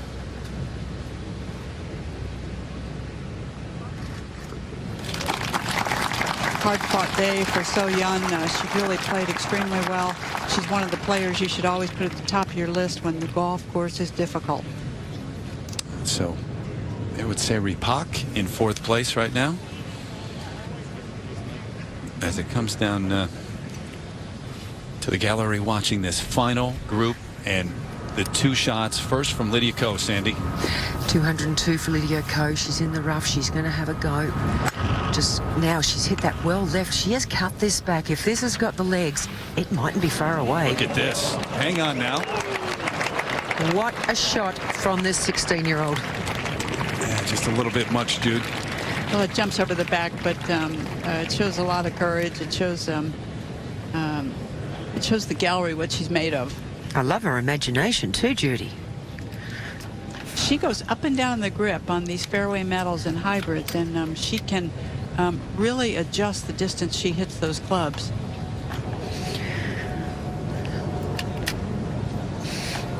Well, Suzann Pettersen, this is the most important shot of the day for her.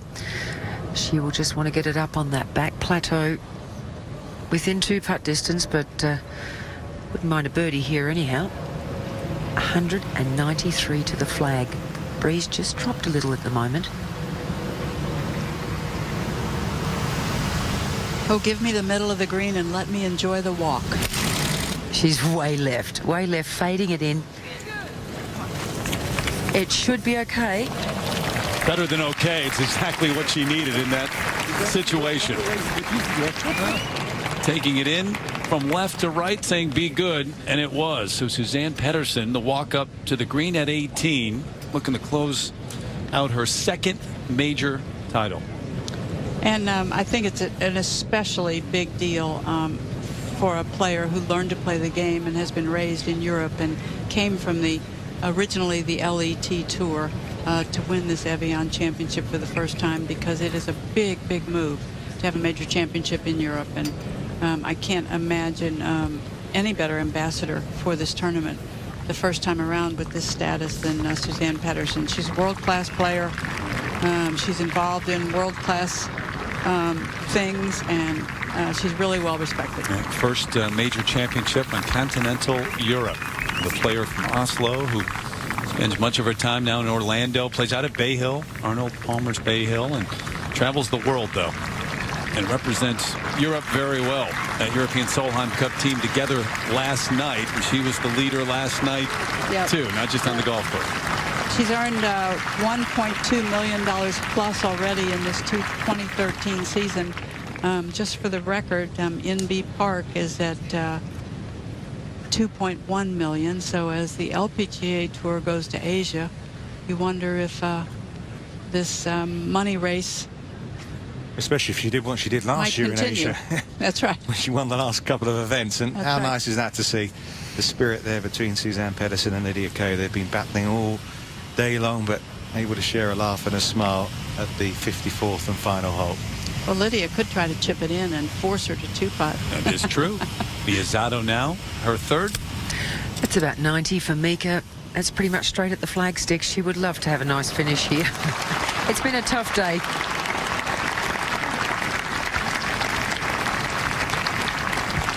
And it seems to be expected of people, but it's not always easy to carry yourself well and do what you need to do in these circumstances when it's been such a tough day. And Mika Biazzato's done that.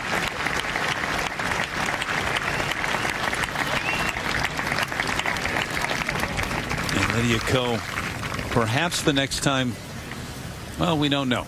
She might be a professional the next time we see her. She's going to go home and take some time to think about it. She's been around for quite a while, though. 16 years old. Yeah, and Richard brought it up the other day. If she becomes a professional, does her mindset change? Does she play a little differently? I don't know. Knowing Lydia, I don't think so, but I think it's a very valid point. Right now, she's doing something that is unexpected, that people don't expect to see. An amateur being in the final group, almost winning a major championship. As an athlete, I think that is a different challenge once you turn professional and it's your job officially. And maybe you know, you've been paid a lot of money to represent people, and you feel a different kind of responsibility. I have to think that played into Michelle Wie's career at a young age. But what is quite remarkable is this is only her 15th LPGA event. She's had 2 wins, she's had 2 top 10s, and she's had 4 additional top 20s. So hardly ever Guys, outside the top 20. Not officially over here if she holds this. Sure. Stranger things have happened. Gave it a run. Gave it a run.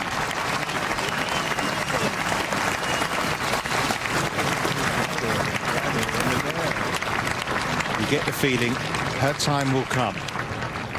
You get the feeling her time may have arrived. It is here. Yes. Wow. And, you know, the other stat that you quoted this week that I really find impressive, I know all the winning and all that is impressive, but to have the consistency at such a young age to never miss a professional cut. I know. Under par in the final round, playing with Pettersen, who was watching that and watch the reaction. Thank goodness for that.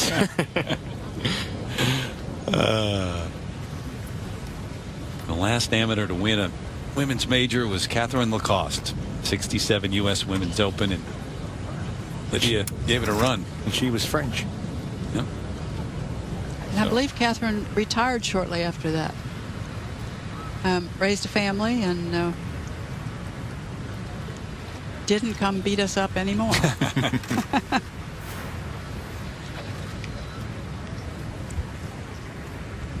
Well, that was nearly a very spectacular moment with Lydia Ko, but what a performance by her. But it's all about this putt from Suzann Pettersen.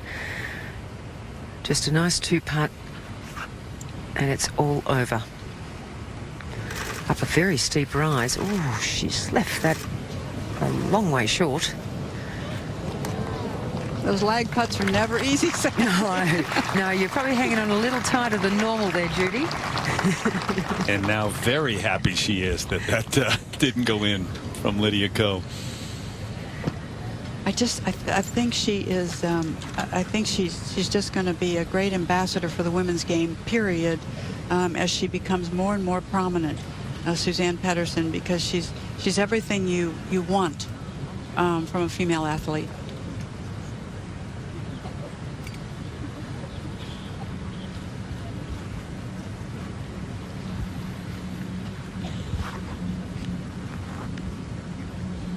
First time all day that we haven't seen the game face.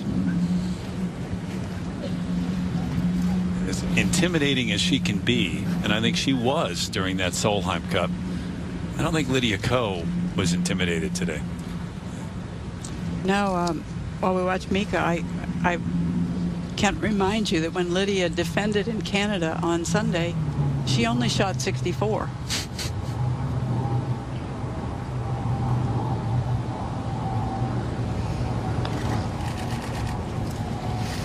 And Mika Miyazato just wants to get to the clubhouse and do whatever it takes to forget about today. Suzann Pettersen's mom, Mona, is around the tour a fair amount watching Suzann play. She comes from people who are very athletic. Her father, Axel, a former ski champion. And I think that's what Suzann would have done had she not played golf.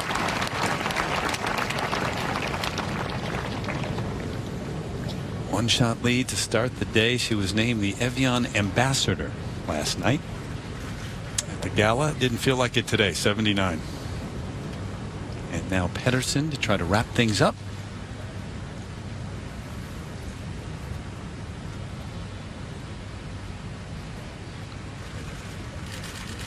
It's a European star who wins the first major in continental Europe. Suzann Pettersen enjoying the green at 18. Well, you can tell it's a major now, can't you? It used to be the traditional Evian spraying, but they've brought out the champagne for the this ante one. a little bit. First time it's been a major here. It's been around since the mid-90s, and Pettersen wins her second major championship. That's her manager that's come on and given her one big hug there. Mika Miyazato among those to congratulate her. Thank you. Thank you. Lydia, great play. Great play. What a short game today. Thank you. Thank you. Brian, nice job. Great job. Thanks. Nice job, Brian. Thanks. Thanks. Appreciate that. 3 wins this year on the LPGA Tour. Thank you. 1 in China, the Solheim Cup, and now this. I'm not gonna like it. I'm not gonna. Hey, great guy, man. Well, her mum there amongst those to congratulate her, Carlotta Siganda, European Solheim Cup teammate as well, with the champagne spray. And Jacques Bunguet, the tournament director as well. Thank you. Well, in some respect, it's a long time coming from Cribu. You see Danon as well, among those to give a congratulatory hug, but she fought really hard, didn't she? Not just today, yesterday as well, Judy, to get this. You know what? She kept it together. And she had some great saves when she had to have them. She converted when she gave herself great opportunities. And she just did everything you have to do to win the toughest championships. But, I mean, yesterday she wasn't really firing. And today as well, she was having to make some really big up and downs, wasn't she, to maintain her advantage at the top. I also think it's something that players learn, good players learn as time goes on, that you don't always play your very best golf to win. Sometimes you work the hardest to win.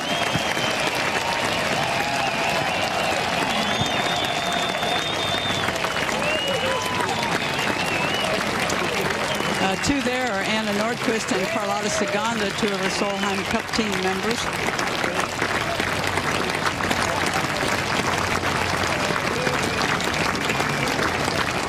"54 holes, a lot in doubt when the day began, Judy, whether they would even play today." Yeah, we are grateful to see this championship finish, and now it can go ahead and rain Monday and Tuesday. That'll be okay. It's in the books, Richard. Well, there is the final leaderboard then. Suzanne Pettersen wins the Evian Championship by 2 shots from Lydia Ko. It's Lexi Thompson who ends up in that 3rd position. But the 32-year-old Norwegian has a 2nd major championship to her name. It's taken 6 years since her first, but it's been worth the wait as far as Pettersen's concerned. It's a sweet victory. Take a look at our shot of the day, brought to you by Evian, and it's courtesy of our champion, Suzanne Pettersen, and that crucial par save at the 17th, set up by this approach. She was wayward, left off the tee, chipped out to here. This was the 3rd. An exquisite shot from the 32-year-old Norwegian. That would lead to a par, and she would maintain that 2-shot cushion coming down the very difficult 18th hole. Our shot of the day, brought to you by Evian.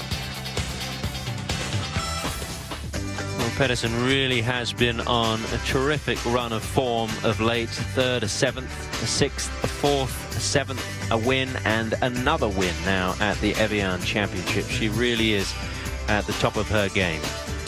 2-shot victory after that 68, and our champion is with Sandy McKenzie.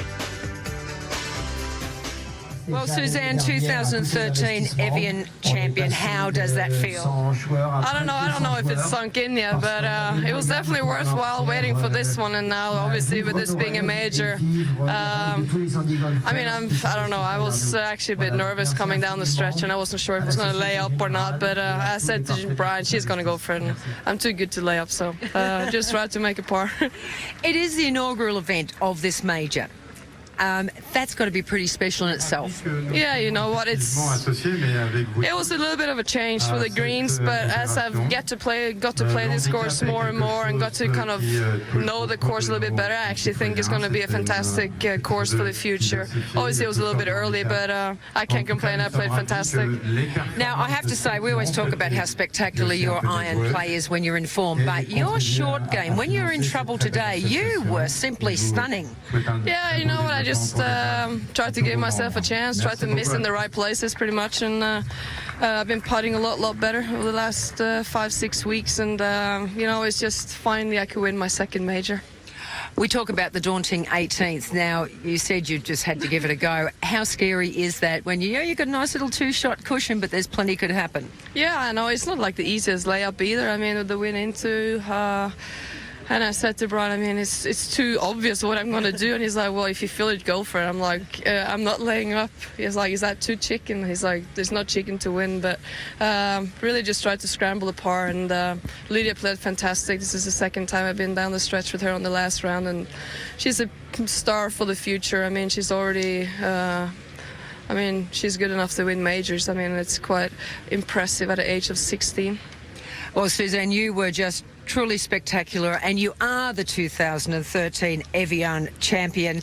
Congratulations. It was just stunning stuff, and I think there's a man here who'd like to give you a very beautiful trophy. There we go. Well, Pettersen follows in the footsteps of Laura Davies, Annika Sorenstrom, Julie Inkster, Kari Webb, all winners at Evian, but Pettersen the first major champion.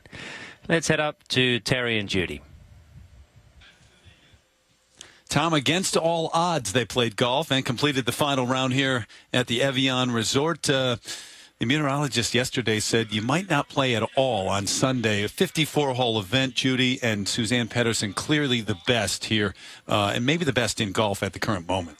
Well, she certainly has the hot hand right now, and I think I really believe Suzann Pettersen will continue on this run and maybe vie to be the Rolex #1 player in the world in the near future. I think that. I do. Because Inbee Park won the first 3 majors. Let's not forget about that. Barely made the cut here, I know, but still clearly over the course of the season the best. Yeah, but I'm not saying tomorrow. I got you. But I'm saying that I think 32-year-old Suzann Pettersen is on that road, and a lot of people have thought she should be on that road for the last few years. Lydia Ko, an amateur, 16 years of age, maybe not an amateur for much longer, but what she's been able to do, 2 wins on the LPGA Tour, 2 other professional wins as well, and making a run in the final group on the final day of the major. She is just so much fun to watch. She is so impressive. She has such a wonderful, complete golf game.